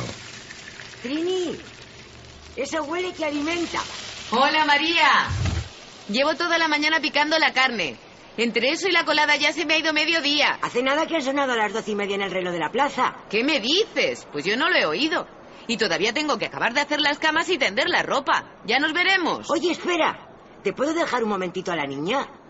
Tengo que acercarme hasta la mercería y Antonio no está en casa. Claro, mujer. Yo estoy esperando también a mis chicos. Así me hace compañía hasta la hora de comer. ¿Vas a tardar mucho? No creo. Venga, Ana, sube. Te quedas con Trini un rato. Trinidad sentía un gran cariño por aquella pequeña. Le gustaba ver en sus inquietos ojos la curiosidad por todo lo que le rodeaba. Hola, Trini. ¿Qué haces? Hola, corazón. Qué guapa estás hoy. Ven conmigo. Vamos a tender esto al patio de atrás, que con este día se va a secar todo en un santiamén. Mira, tú coge esa caja de pinzas. ¿Esta? Esa. Y cuando te las pida me las vas dando una a una, ¿vale? Verás qué rápido terminamos así. Enfrascada en la tarea, Trinidad se extrañó cuando al volverse para pedirle otra pinza a la niña, se encontró con la caja tirada y con su contenido desperdigado por el suelo. La pequeña se había esfumado. La pesadilla estaba a punto de comenzar. ¿Ana? ¡Ana! ¿Dónde estás? No te escondas. ¡Ana! Ana, cariño. ¿Qué haces en la cocina? ¿Pero cómo se te ocurre darme esos sustos? Trinidad cubrió con rapidez los escasos metros que le separaban de la estancia donde minutos antes se encontraba preparando la comida. Pero la niña no estaba. De pronto, el aire de la cocina se había tornado nauseabundo. Era un olor a podrido que lo inundaba todo. ¿Pero dónde estás? ¿Te has metido en la despensa? La mujer abrió la puerta del armario. Pero tampoco estaba allí. Al cerrar de nuevo, el terror se adueñó de su alma. Había alguien más en aquella habitación. La mujer, paralizada por el miedo, acertó a distinguir una figura acurrucada, de 1 metro de altura y recubierta de pelo. Era algo tan espantoso que Trinidad notó cómo se le aceleraba el corazón, al tiempo que un frío helador le congelaba la espalda. Había sorprendido a algo horrible.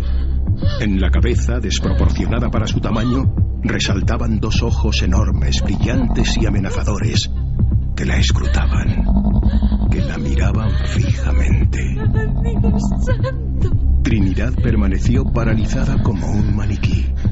El ser elevó sus largos brazos y se abalanzó sobre ella.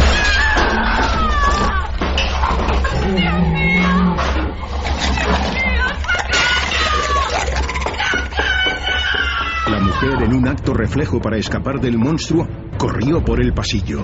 Durante aquellos interminables segundos, una sola idea poblaba su ánimo. ¿Y si la niña no había tenido la oportunidad de huir? ¡José! ¡José! ¡Abre, José! ¡Por el amor de Dios, abre! ¿Pero qué pasa, mujer? ¿Qué tienes? Está en casa. En mi casa. Está allí abajo. ¡Es un demonio! ¿Pero quién? ¿Qué has visto? Habla despacio. Estaba allí. Te lo juro, no sé qué era. Parecía un espanto. José Santana, de profesión guardia urbano y vecino del edificio, comprendió que Trinidad se encontraba en estado de shock. Sin entender qué estaba ocurriendo, hizo pasar a la mujer a su casa y con toda la cautela del mundo comenzó a descender, escalón a escalón, los peldaños que le separaban del primer piso.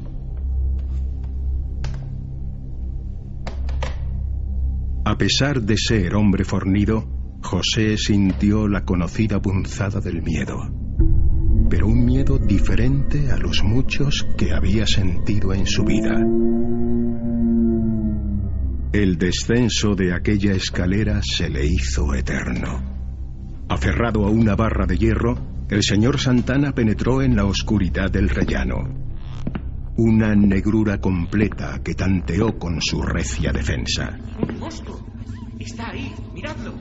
¡Está ahí mismo! ¡Es un monstruo! El corazón de José sintió alivio al intuir que el inesperado intruso se encontraba ya en el exterior del edificio. Descendió por la escalera a toda velocidad y, sudando a causa del asfixiante calor, llegó al portal para comprobar que el grupo de gente que se arremolinaba en la puerta acababa de tener un encuentro con lo mismo que Trinidad le había intentado describir momentos antes. ¿Qué demonios pasa? ¿Qué habéis visto? Que alguien me explique lo que está pasando. ¡Un monstruo, José! ¡Lo juro! No es un animal. Eso ha tenido que salir del mismísimo infierno. Nunca había visto nada igual. Estaba allí. Pero os habéis vuelto locos. Era un espanto. Allí. No nos volvamos locos. A lo mejor es un mono fugado del circo. O un reclamo para la película de los cines del Paseo de la Alameda. Que no. Que eso tampoco es un hombre. Es algo muy raro. Se ha metido detrás del muro. ¡Mira! Ahí está otra vez. Está trepando al tejado. ¡Miradlo! Pero... ¿de dónde? ¿De dónde ha salido eso? La criatura, cubierta con una gruesa capa de pelo marrón, se movía con una rapidez inhumana. La muchedumbre observaba boquiabierta desde el ventanal del patio interior cómo aquel ser se deslizaba por los tejados del barrio. ¡El condenado es rápido! Apenas puedo seguirlo con la mirada. El desangelado patio interior de aquella comunidad estaba siendo testigo de algo insólito. Al llegar a una gran pared, el ser empezó a trepar casi en vertical, desafiando a toda lógica. ¡Mira! ¡Mira lo que hace ahora! ¡No pierdas de vista, Domingo! ¡No mueve las piernas! ¡No corre! ¡Mirad! ¡Está flotando! ¡Va por José! ¿Pero qué estás haciendo, José? ¡No seas loco! José, quizá recordando su añejo valor y tantas correrías tras los delincuentes, consiguió encaramarse a un muro y llegar hasta un tejado cercano. Quería convencerse de que el calor no les estaba jugando una mala pasada. Pero no era un espejismo. Junto a un muro lleno de desconchones, recorrido por una tubería, el ser se giró, como aguardando al expolicía. Ante él, desafiando a la razón, se erguía una figura imposible, de aspecto atroz. José sintió una punzada en la nuca cuando el monstruo dirigió su mirada al cielo, abriendo su boca con una mueca sobrecogedora.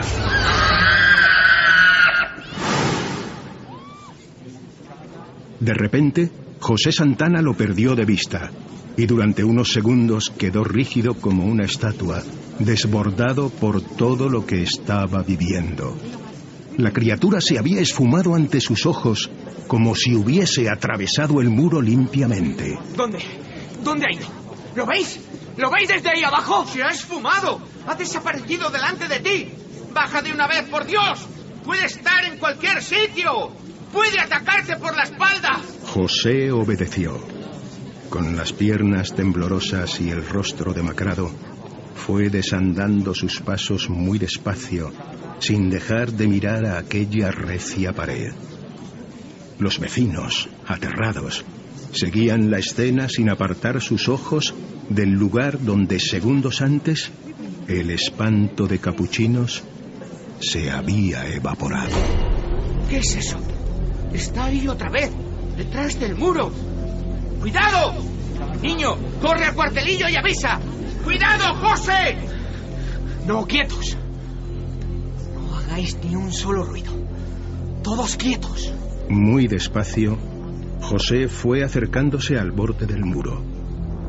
Desde el otro lado, observó cómo algo se movía lentamente bajo varios cartones. Acercó su mano hasta ellos y de un solo tirón los apartó. Mamá, ¿ha vuelto ya mi mamá? Pero Ana, chiquilla, ¿de dónde sales tú? Nadie pudo encontrar una explicación satisfactoria a lo ocurrido aquel día de agosto en el barrio de Capuchinos. La policía intervino, interrogando tanto a Trinidad como a José y al resto de testigos. Su relato de los hechos dio pie a un informe oficial que se archivó en la comisaría. La prensa de la época se apresuró a llenar las portadas de los periódicos con titulares increíbles. ¡Pueblo, pueblo! ¡Ha salido pueblo! ¡La mujer que vio un monstruo! ¡Se busca un hombre mono! ¡Léalo por solo 2 duros! Durante aquellos días el vecindario se convirtió en punto de reunión de multitud de curiosos que pretendían ser testigos de la espantosa visión. Pero nadie fue capaz de volver a encontrárselo cara a cara. ¡El barrio de Capuchinos a la caza del espanto! ¡Sigo la búsqueda! 10 pesetas el ejemplar. ¡Léalo en pueblo! Pasó mucho tiempo hasta que Trinidad fue capaz de superar el estado de nerviosismo causado por la aparición de aquel ser. Después de pasar por el hospital y someterse a terapia, poco a poco fue recobrando su vida. Sin embargo, el recuerdo de aquellos 2 poderosos ojos y del sonido que salió de las entrañas de la criatura ya nunca la abandonaría. Un recuerdo convertido en pesadillas que casi parecían reales en mitad de la madrugada, en una negrura absoluta en la que a veces se sentía tentada a descorrer los visillos de la ventana para mirar hacia afuera.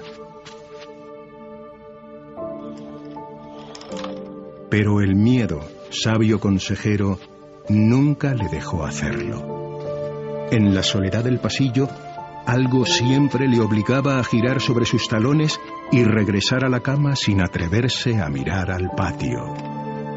El desangelado patio interior donde había ocurrido lo imposible. 3 y 7 minutos. La nave va a intentar viajar lo más rápido posible por diferentes órbitas del misterio y de la historia. ¿Sabéis quiénes eran los pasajeros de la niebla? Un extraño encuentro entre un escritor, un literato y un mago negro. Vamos a revelar qué es lo que ocurrió. Y una falsa muerte.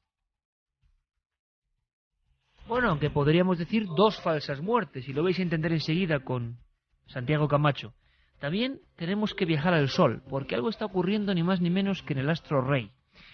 Las manchas solares, que tienen un ciclo, y que siempre son casi matemáticas, y que de repente ese ciclo, dicen algunos expertos, que se ha roto, y que llevamos un tiempo que no se cumple lo que se tiene que cumplir, como si fuera una especie de profecía dentro del astro rey. Queremos saber algo más. Y con hallazgos de todo tipo que viajan entre eso, los enigmas de historia y la ciencia, comienza la tercera hora de Milenio 3. Yo creo, Santiago, que es tu momento. Me dices que lo que viene a continuación es sorprendente.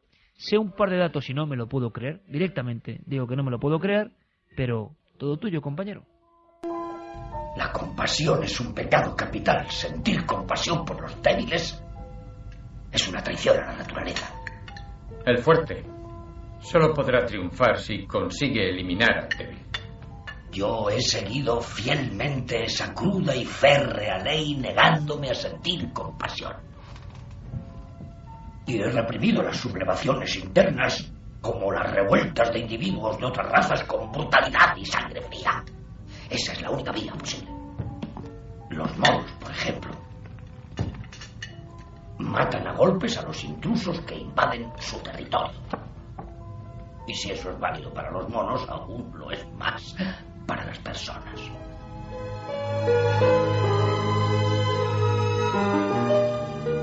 búnker, cuando su imperio se desmoronaba a su alrededor, Hitler cenaba tranquilamente y soltaba los comensales teorías, como la que acabamos de escuchar. Pocos días después, moría. O tal vez no. Un buen amigo de este programa, José Luis Cardero, el antropólogo José Luis Cardero, en una de las pausas de la grabación de Cuarto Milenio, me contaba una historia en los camerinos que él mismo no le daba más valor que una anécdota, pero que a mí me impresionó. José Luis es un gran amante de Alemania, ha viajado mucho por aquel país y conoce muy bien la ciudad de Berlín. Y me contaba que en uno de sus viajes estaba sentado tranquilamente, descansando de su paseo en las cercanías de la Cancillería, cuando en el mismo banco se sentó una viejecita a su lado que desenvolvió un sándwich y empezó a comérselo tranquilamente. Y como quien no quiere la cosa, la viejecita, señalando un monumento cercano, dijo: allí había una salida del búnker y por allí salió, yo le vi. José Luis le preguntó: ¿a quién vio? A Hitler, claro. La verdad es que esta anécdota me pareció fascinante y no tardé en ver que en Internet había multitud de teorías, de especulaciones, de rumores sobre la presunta supervivencia de Hitler. Pero me pregunté, ¿existirán documentos? ¿Existirán papeles oficiales que puedan dar algo de crédito a esta versión?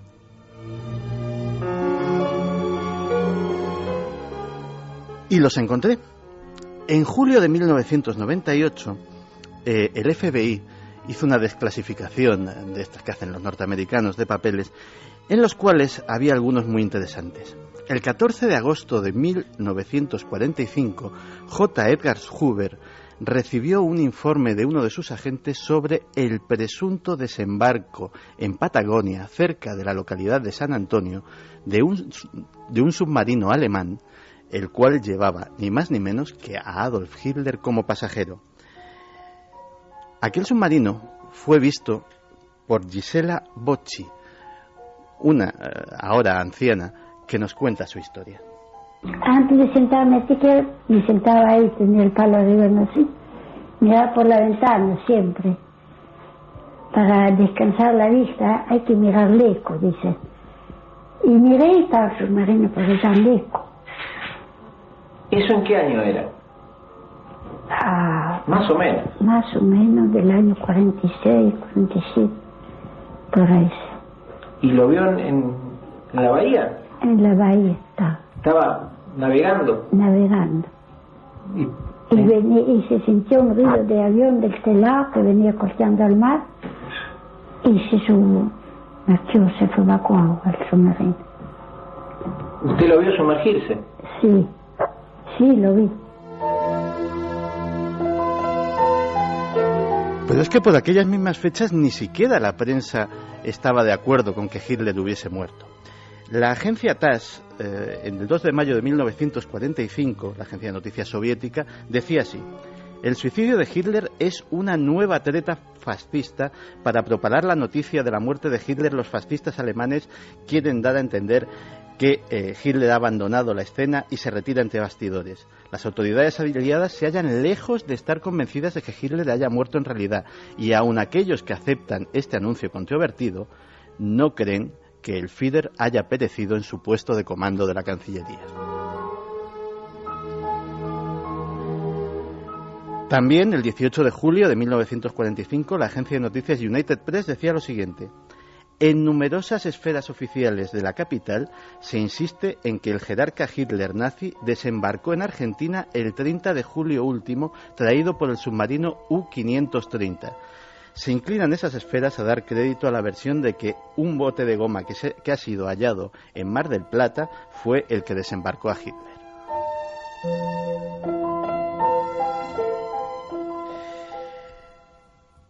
Mientras tanto, J. Edgar Hoover, en el FBI, seguía recibiendo noticias. El 21 de agosto, otro de sus documentos desclasificados afirma que una vez desembarcado en Patagonia, la comitiva de Hitler inicia viaje a los Andes.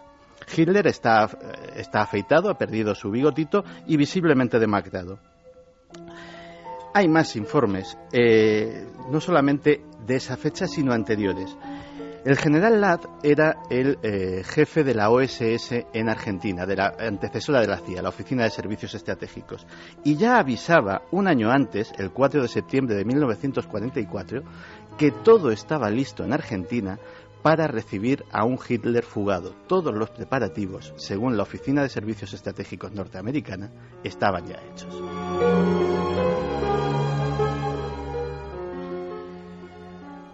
Por supuesto, también hay visiones posteriores. El 18 de diciembre de 1957, el Washington Daily News se hace eco de cómo un piloto alemán declara haber llevado a Dinamarca a Hitler y a Eva Braun, donde habrían embarcado en un submarino. Ya por los años 50 también hay en Argentina personas que afirman haber visto a Hitler. Catalina Genovese es una de ellas. ¿Cómo llegó y cómo se fue Hitler?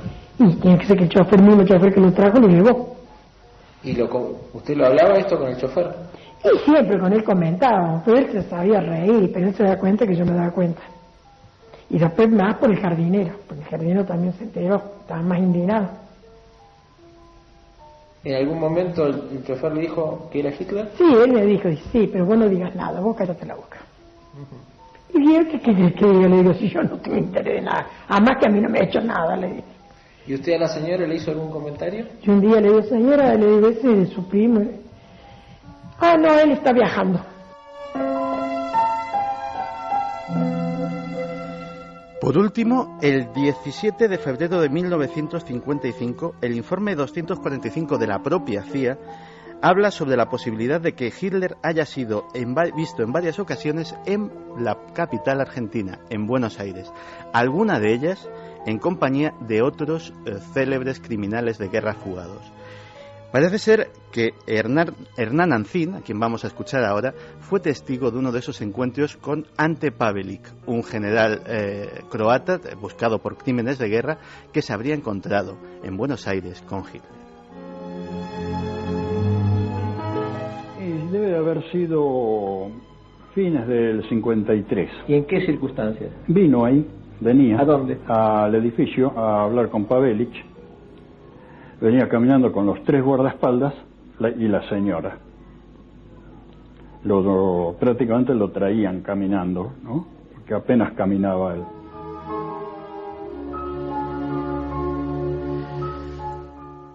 Si Hitler viviese en la actualidad, cosa muy poco probable, porque ya tendría más de 100 años, sería curioso saber qué opina él de todo esto, qué opina del mundo que se ha encontrado después de que su sueño se quedara roto, qué opina de los mitos, de las películas de Indiana Jones, qué opina de los ovnis nazis de los que tanto se hablaba. Si Hitler siguiese vivo, si hubiese un anciano de más de 100 años todavía por ahí, la mejor entrevista de la historia de la humanidad está pendiente para un afortunado periodista.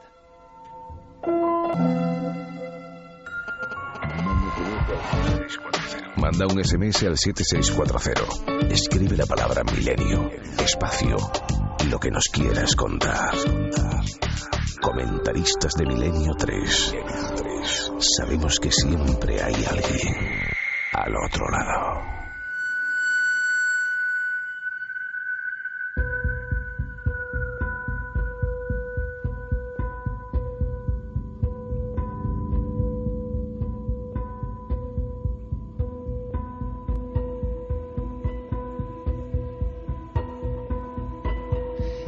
Y 18 minutos, Juanje, lo más fuerte de esta historia increíble, yo lo decía, pero ahí está, habrá que indagar, habrá que investigar, mito popular, leyenda urbana o no, es lo de esa señora que dice, a mí no me ha hecho nada.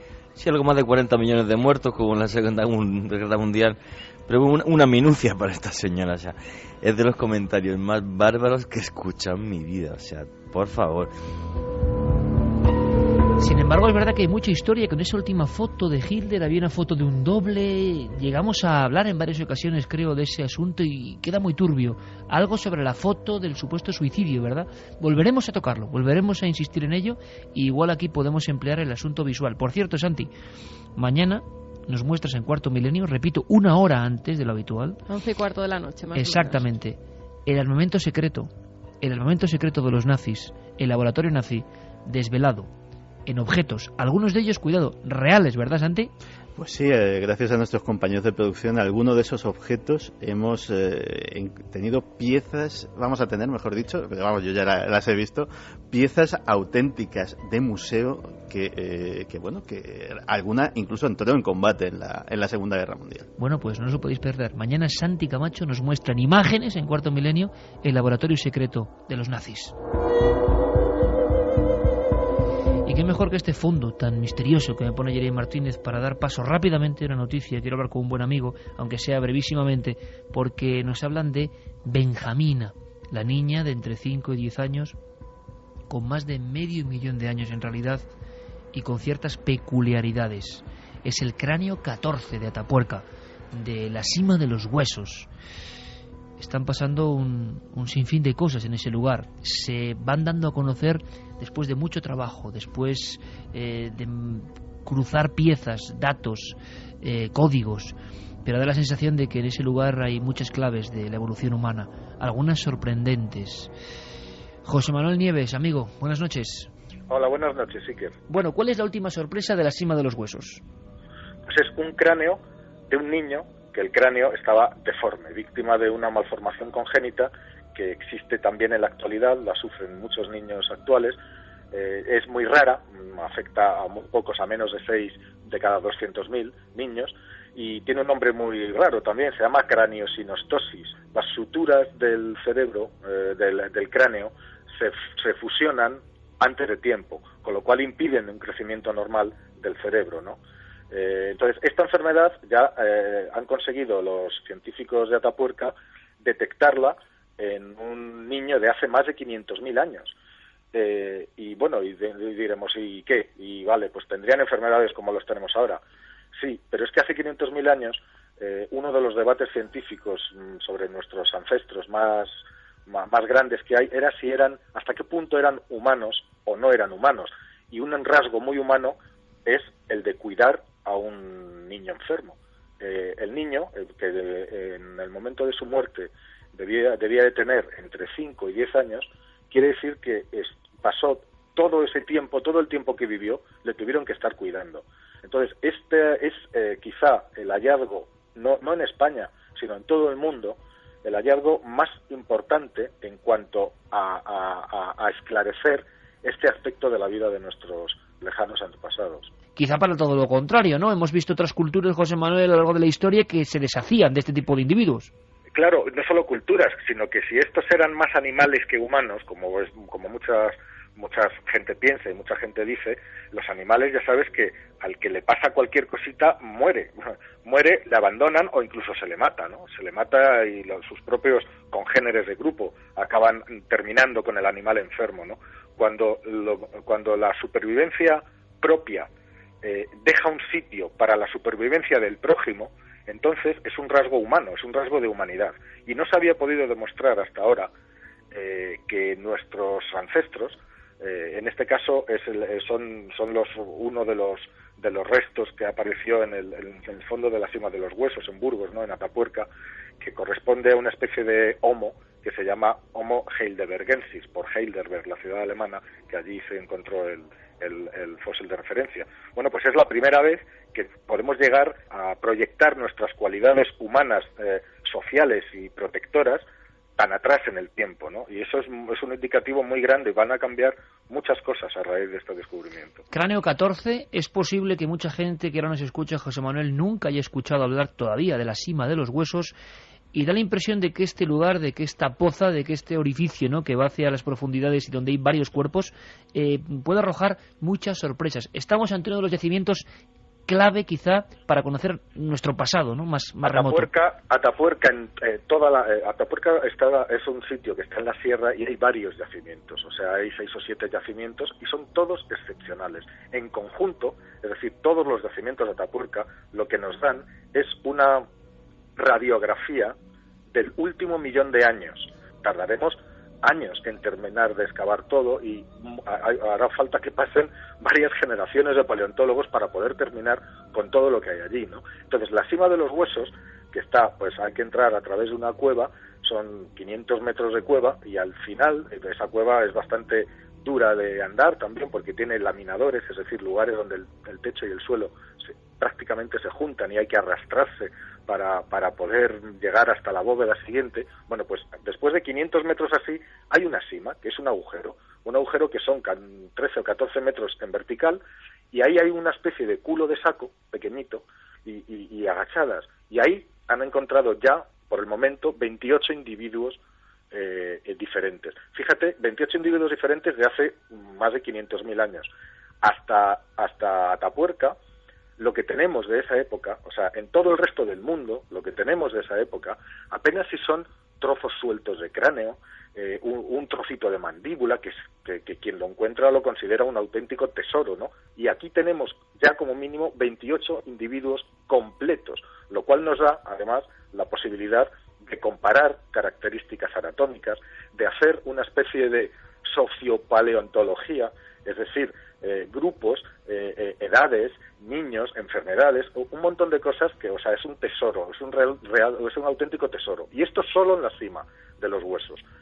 Mucha gente quizá no sepa a estas alturas, porque han pasado muchos años del descubrimiento, ¿no?, a nivel, vamos a decirlo, mediático, de los hallazgos de Atapuerca, que José Manuel Nieves, a través del diario ABC, fue de los primeros que apoyó 100%, ¿no?, todo lo que allí estaba ocurriendo y que tantas alegrías ha dado al conocimiento de la evolución humana.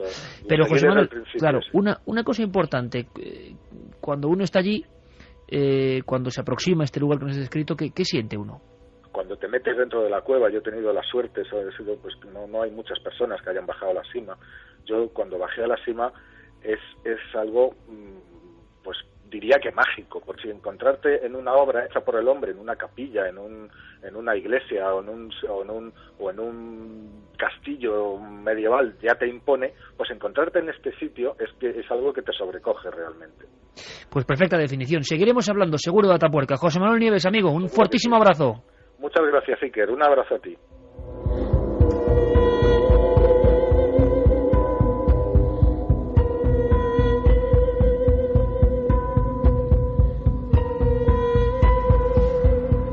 ¿Y si los antiguos dioses de la humanidad hubieran llegado de otros mundos? ¿Estaríamos preparados para aceptarlo? Julián, un joven arqueólogo, se adentra en los túneles incas de la ciudad de Cuzco buscando la corona de un antiguo rey. Lo que no sabe es que es la llave para entrar en un nuevo mundo. El Templo de la Luna, de Fernando J. López del Oso. Premio Minotauro 2009, ya a la venta.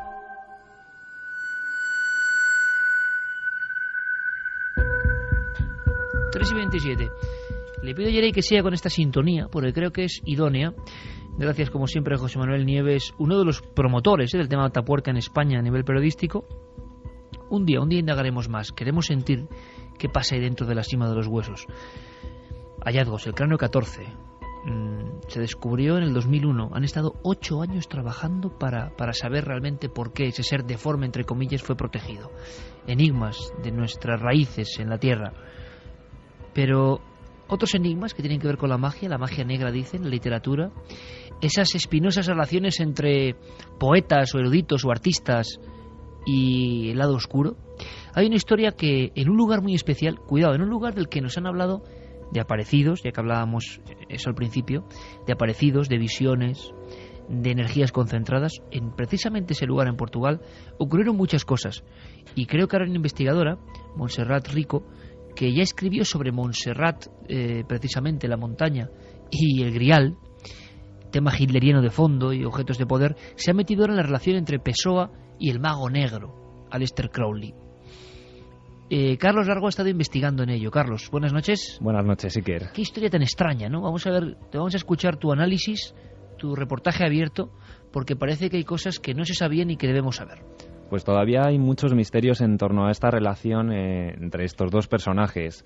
Vamos a situarnos en septiembre de 1930 en Portugal, concretamente en una zona muy enigmática, en la zona de Sintra, Cascais, una zona que precisamente el título de la obra de Montserrat ya lo menciona, La niebla. El título de la obra se llama Pasajeros de la niebla. Y estos dos personajes, por un lado Fernando Pessoa, un conocido escritor nacido en Lisboa de principios del siglo XX, y por otro lado el ocultista y mago Aleister Crowley, que llegaba justo en este año al puerto de Lisboa. Y bueno, lo más curioso de todo es que nos podemos preguntar qué hacía Crowley en Portugal en aquellos años, un conocido mago que bueno, pues iba a conocer a un escritor, curiosamente a través de una carta. Pessoa lee en un periódico, en una publicación inglesa, una edición del horóscopo que había escrito Crowley y ve un error. Pessoa, que era muy aficionado a los temas de la astrología y en las cartas astrales, en este caso, manda una carta a Crowley para ponerse en contacto con él para corregirle de ese error. Crowley se queda tan confundido, tan ensimismado por esa carta, que decide trasladarse a Portugal para conocer al mismísimo Pessoa en persona. ¿Y qué ocurre en Portugal?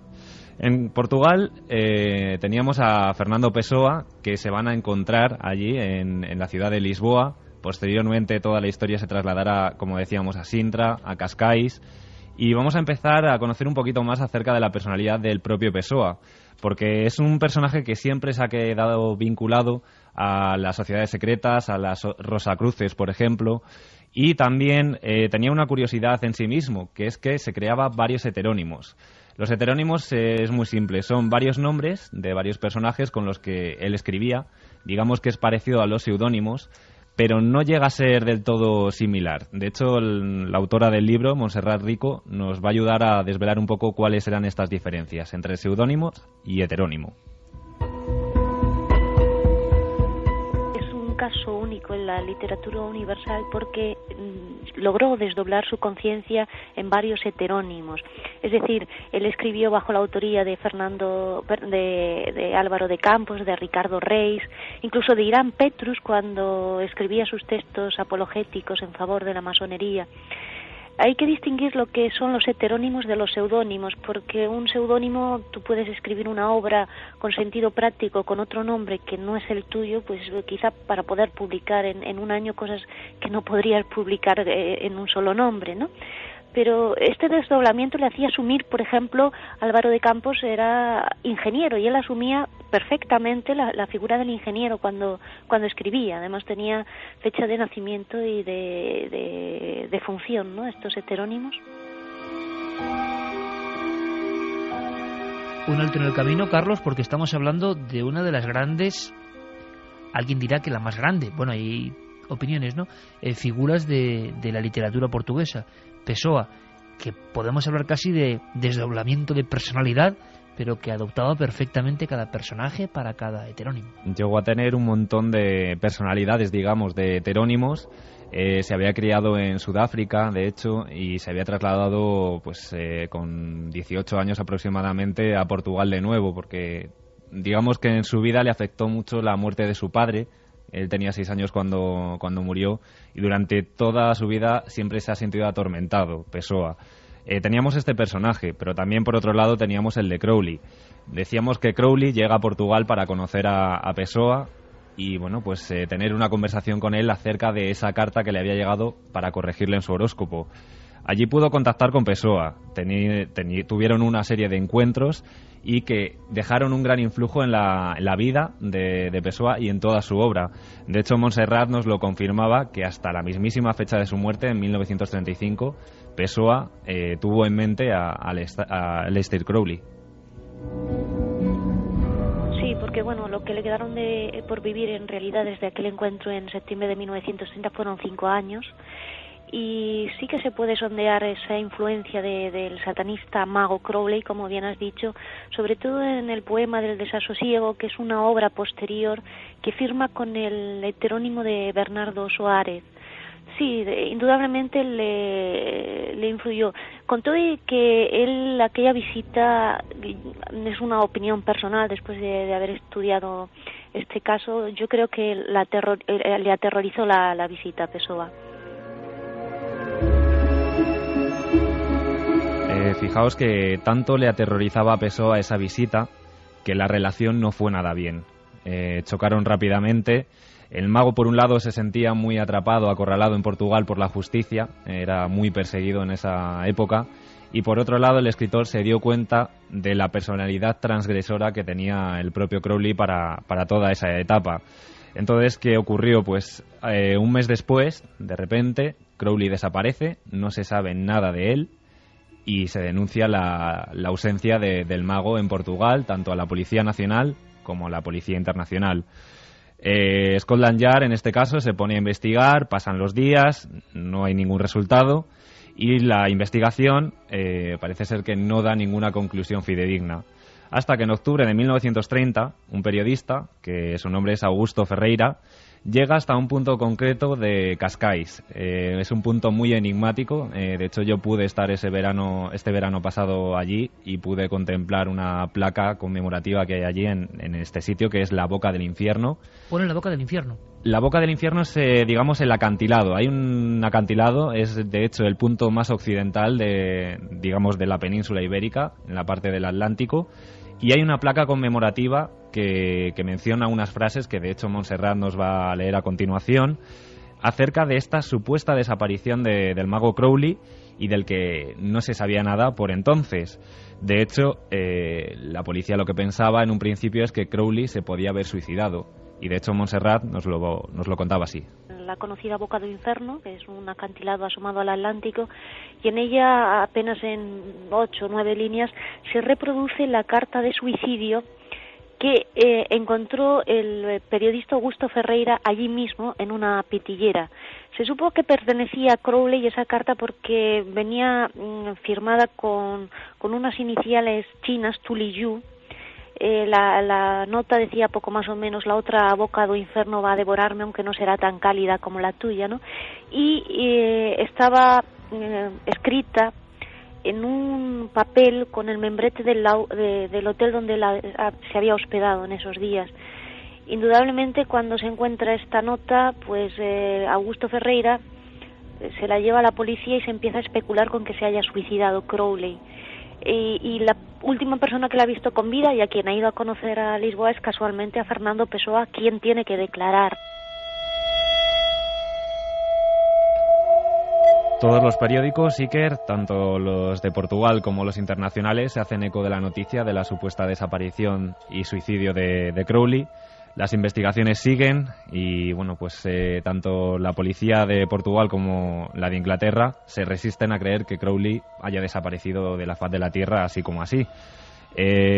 Comienzan a situar la posible culpabilidad de ese suicidio a Pessoa, porque decíamos que este periodista había encontrado esta carta en la que supuestamente Crowley se despedía de un amante que había tenido en Portugal. Pessoa declara, no se encuentra ningún indicio que le haga culpable y entonces, bueno, le liberan. Años más tarde, Crowley sería encontrado en Alemania, se comprueba su identidad y verdaderamente era él, con lo cual digamos que había habido una especie de montaje en ese suicidio para una escapar. Falsa muerte, se dijo. Efectivamente, una falsa muerte ritual para escapar de Portugal. Lo que no se sabe es si Pessoa participó o no de ese montaje. Y lo que sí sabemos es que en ese lugar, en la Boca del Infierno, quedó para siempre esa placa conmemorativa en el que se menciona este posible intento de suicidio, montaje, no lo sabemos muy ciertamente. Y bueno, pues de hecho en esa zona, Cascais, Sintra, ha quedado siempre un halo de misticismo que incluso la propia autora ha podido comprobar en su fase de investigación. Sintra es un lugar que tiene unas fuerzas telúricas naturales porque, digamos, sus formaciones geológicas abunda mucho el hierro. Con muchos manantiales, tiene un microclima que a veces la envuelve en la niebla, cuando a 3 kilómetros en línea recta tienes las playas donde te puedes estar bañando en ese momento, ¿no? Con un gran cambio de temperatura. Y yo creo que verdaderamente Sintra sí que tiene algo mágico, un halo mágico propio, que no solo detectamos quienes llegamos ahí, sino que debieron detectar también la corte lusitana cuando decidió construir sus palacios de veraneo, o aquellos magnates que se estaban haciendo ricos en el siglo XIX y construyeron también sus residencias. Pues algo ha debido quedar en estos lugares que tú has visitado, Carlos, porque no son uno ni dos los testimonios que nos llegaron, y ahora lo recuerdo y me gustaría tener una opinión vuestra, Juan G. Santi, estas historias que hacía Crowley, los magos negros, estos suicidios rituales o morir en una vida para nacer en otra, la relación, ¿no?, entre algunos poetas, escritores, gente muy sensible, y estos otros magos reales, engañadores para otros, embaucadores de muchas generaciones de artistas. Pero me ha dejado impresionado lo que ha dicho Carlos, que es cómo a Pessoa, un hombre atormentado de por sí, le aterrorizó la visión de este mago negro de aspecto imponente. A lo que iba, en Sintra, dos personas muy diferentes, una la voy a decir, que es Gerardo Olivares, el gran productor de documentales. Esto nos lo contó en un barco en alta mar, cosa que tenía su aquel. Y Gerardo nos decía, este cordobés mítico que hizo la Ruta de las Córdobas precisamente, dando estos reportajes, nos decía Carmen Yamín Altamar que precisamente en Sintra había tenido una especie de visión, una especie de sensación extraña en una quinta, en uno de esos lugares, y como una figura, una niña que correteaba. Pero es que luego otras personas, que estas no puedo decir el nombre, de enorme importancia en el mundo empresarial español, vamos a decirlo así, me contaban que estando allí vieron la misma niña, la imagen de una niña como escapando de un incendio que no existía. Parece ser que una de las quintas de Sintra se quemó varias veces y veía las llamas, una niña corriendo y su madre detrás. Personas creíbles 100%, esta última es de testimonio mucho más detallado. Que además se fueron. Se marcharon, se tuvieron que marchar. Se marcharon, sí, porque las visiones habían sido tan impactantes que no pudieron aguantar una noche más allí. Gerardo Olivares, además, es un tiarrón de casi 2 metros, vamos, que ha estado en 1000 y una aventuras y decía, mira, a mí es que es difícil que me asusten las cosas. Y Gerardo creo que hacía hincapié sobre todo en sonidos también que se produjeron, tendríamos que llamarle.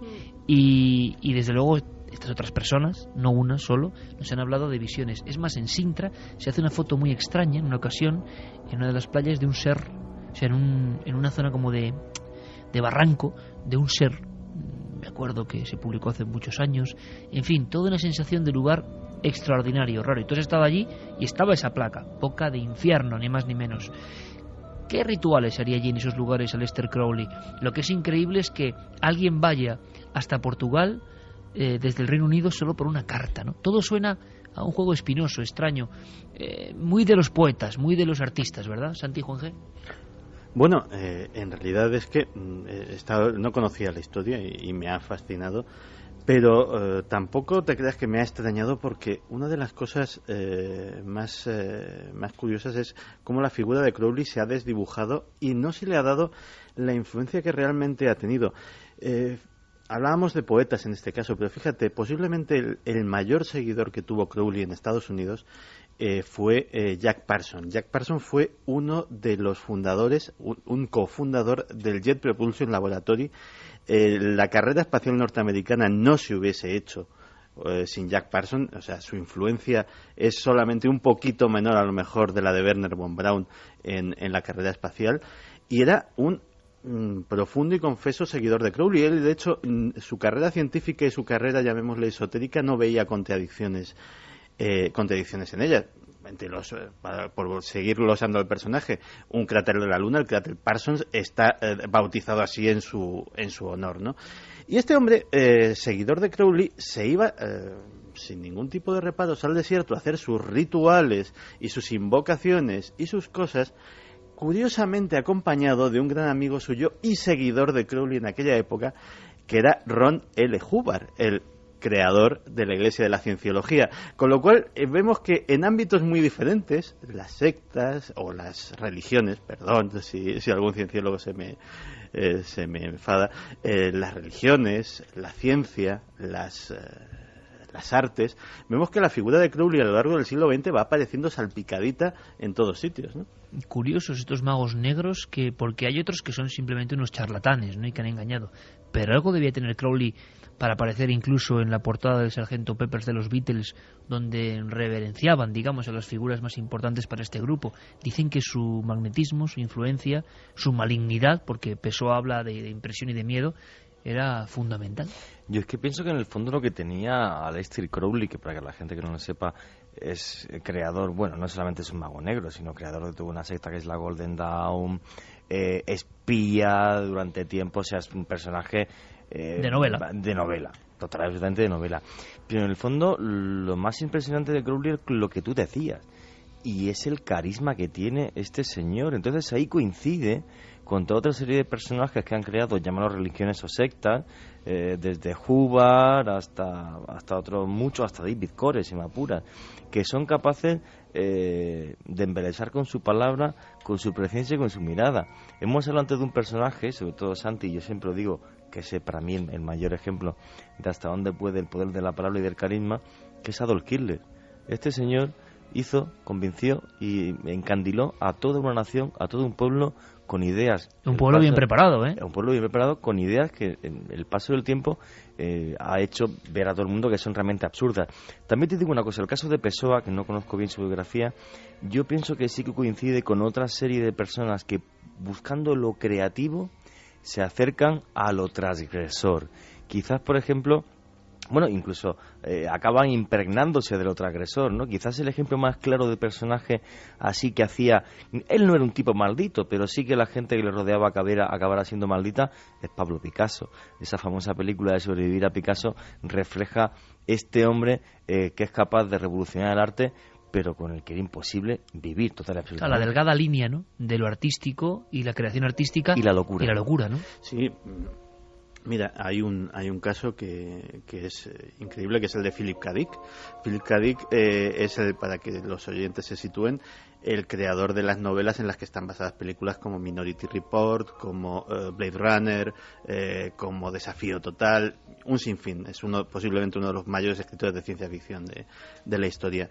Y Philip K. Dick se supo mucho tiempo después de que, y esto no era una licencia poética, sino que él decía que él no escribía sus novelas, sino que las escribía un ángel que tomaba, y no estaba siendo metafórico en absoluto, es decir, él estaba firmemente convencido de ello, que tomaba posesión de su cuerpo y que escribía a través de sus manos, pero que aquellos argumentos él simplemente era un espectador que vivía maravillado esa experiencia, pero que se dejaba llevar, era un canalizador, un medio. Y muchos escritores en esa línea han contado eso, ¿no?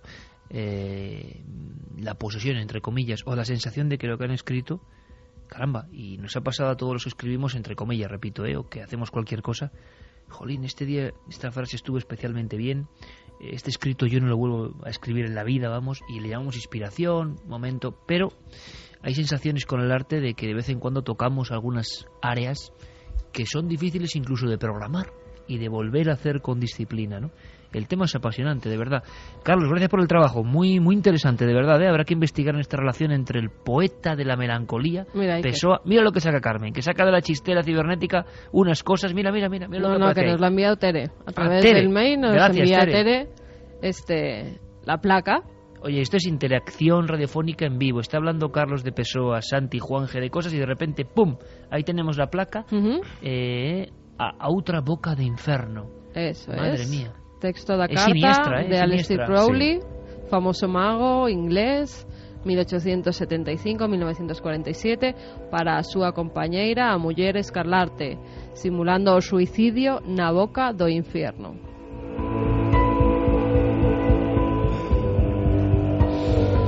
En fin, qué historias, ¿verdad? Qué cosas pasan. Carlos, muchas gracias, compañero. Gracias a vosotros. Oye, vamos a hacer una cosa. Dicen que el sol está raro, el sol está extraño. Claro, no miramos al sol, primero porque es muy dañino mirar al sol. Uy, pues hoy estaba tan a gusto, mirando al sol. Sí, pero no la retina, no el ojo con abierto. Las gafas, claro. Pero, ¿sabes que hay manchas solares, no? Unas manchas que van cambiando. Yo esto no lo sabía, sinceramente, lo de el periodo de rotación, que además implica que es que tiene que ser así y que la Tierra y el universo, nuestro pequeño universo, el sistema solar, se rige por una serie de leyes. Las manchas en el sol son importantes. Y algo está fallando. Y esto suena un poco a profecía terrible, pero algo está fallando. Nuestro compañero Fermín Agustí nos hace crónica con algunos expertos de qué está ocurriendo. Os hablo de estos días, que los expertos, aunque no lo cuentan, están extrañados. ¿Qué está pasando dentro del astro rey? El Sol se formó hace unos 4.500 millones de años, a partir de nubes de gas y polvo que contenían residuos de generaciones anteriores de estrellas. A pesar de ser una estrella mediana, es la única cuya forma se puede apreciar a simple vista. El Sol es enorme, lo más grande de nuestro sistema solar. No solo es la mayor estrella del sistema solar, sino la única que hay en él. Está rodeada por una serie de elementos más pequeños que denominamos planetas, cometas y lunas, pero el Sol es nuestra estrella. Si observamos el Sol, podemos distinguir lo que se llaman manchas solares. Son regiones de temperatura más baja que sus alrededores y con una intensa actividad magnética. Miguel Gilarte, director del Observatorio de Almadén de la Plata en Sevilla, nos lo cuenta. Las manchas solares, pues son regiones más frías de la superficie solar. Tengamos en cuenta que la superficie del Sol tiene 6.500 grados, mientras que las manchas tienen 4.500 grados. Esta diferencia de unos 2.000 grados de temperatura hace que esas regiones, pues se vean mucho más oscuras. En realidad, la mayor temperatura se alcanza en el núcleo solar, con 15 millones de grados. Las manchas solares son en realidad intensos campos magnéticos del Sol. Estas manchas nacen como puntos oscuros. A medida que pasan los días, crecen en tamaño y se hacen varias veces más grandes que la Tierra. Algunos grupos de manchas son más de una decena de veces mayor que nuestro planeta. Las manchas se dividen y mueren como puntos. Estas evidencias se pueden ver incluso con pequeños telescopios, con los debidos filtros solares, ¿no? Nunca hay que mirar al Sol directamente, sino con filtros especiales. Las primeras referencias claras a las manchas solares fueron hechas por los astrónomos chinos en el 28 a.C., quienes probablemente podrían ver los grupos de manchas más grandes cuando la intensa luz del Sol era filtrada por el polvo que el viento había llevado desde los desiertos del Asia Central. El Sol tiene un ciclo de actividad de 11 años, es decir, cada 11 años alcanza el mayor número de manchas posibles y va disminuyendo hasta incluso tener periodos sin que se puedan apreciar. El problema es que el Sol lleva 15 meses sin que se pueda ver actividad en él, cuando en realidad debería haberse iniciado ya su ciclo. Esto puede llegar a tener grandes repercusiones en la Tierra. Estamos sometidos a los vaivenes cósmicos, al antojo del Sol. La vida en la Tierra depende de nuestro Sol y gracias a Dios el Sol es una estrella estable. Uno de los largos periodos de la actividad solar se denomina el mínimo de Maunder, que acaeció entre los años 1645 y 1715 y coincidió con la etapa más fría de la que se denominó la pequeña edad del hielo, que hizo enfriar el hemisferio norte del planeta hasta cotas insospechadas y que duró entre los siglos XIV y XIX, es decir, un periodo de tiempo larguísimo, ¿no? Los londinenses pues podían atravesar andando el río Támesis. En Milenio 3 pudimos escuchar el mes pasado cómo suena el Sol en el espacio.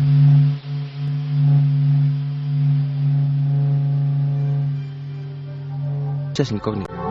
Y como si fuera la cola de un cometa, algo está pasando en el Sol. Habrá que vigilar esos ciclos de las manchas solares.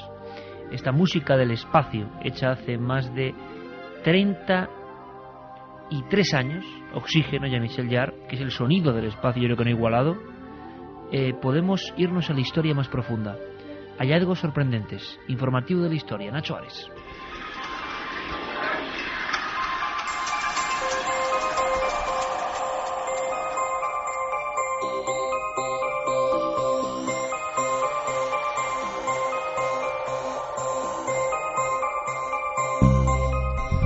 Las palabras del inglés I, we, tú y three tienen más de 10.000 años de antigüedad. Así lo demuestra una investigación de la Universidad de Reading en el Reino Unido, basada en la comparación computerizada de términos y su evolución en el tiempo.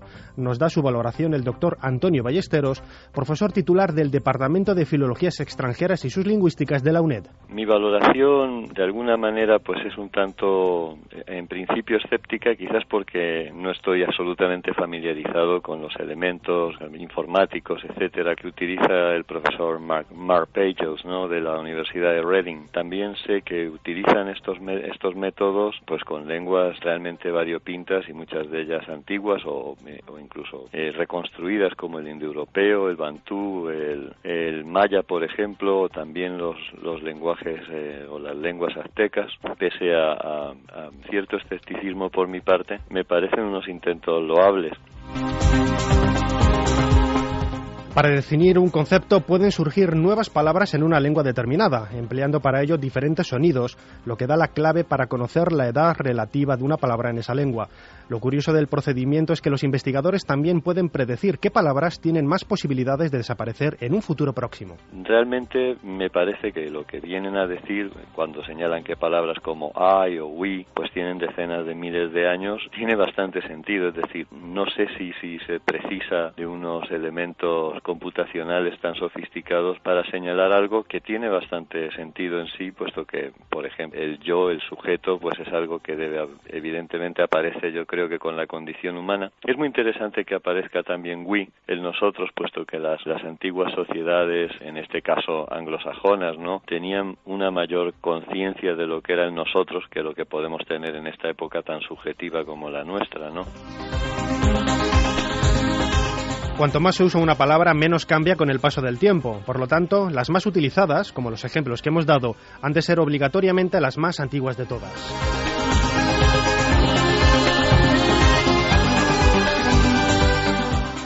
Una nueva traducción del clásico judío de la Revelación de Gabriel ha levantado cierta expectación sobre las nuevas líneas de trabajo que se abren en torno a las relaciones entre el judaísmo y el cristianismo.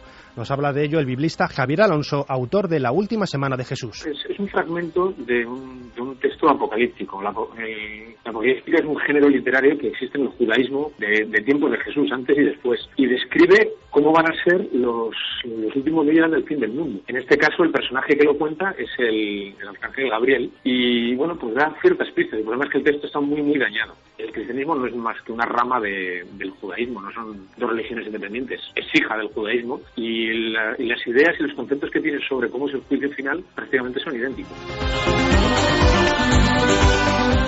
Llama la atención que el relato guarde una similitud sorprendente con la resurrección de Jesús, según se cuenta en el Nuevo Testamento, escrito muchos años después de la estela, lo que hace pensar que el texto es una fuente primigenia del cristianismo. Respecto al material, la verdad es que es una cosa bastante extraña encontrar un texto tan grande escrito en piedra. Se lo ha relacionado con los manuscritos del Mar Muerto, que están escritos todos en pergamino, y esto también es una piedra, es una losa de casi 1 metro de alto. Y respecto a cómo se ha encontrado, pues el problema es que no sabemos cómo se ha encontrado. Lo ha dado a conocer un coleccionista que dice que lo ha comprado en el mercado de antigüedades de Amán, en Jordania, pero no sabemos exactamente de dónde viene.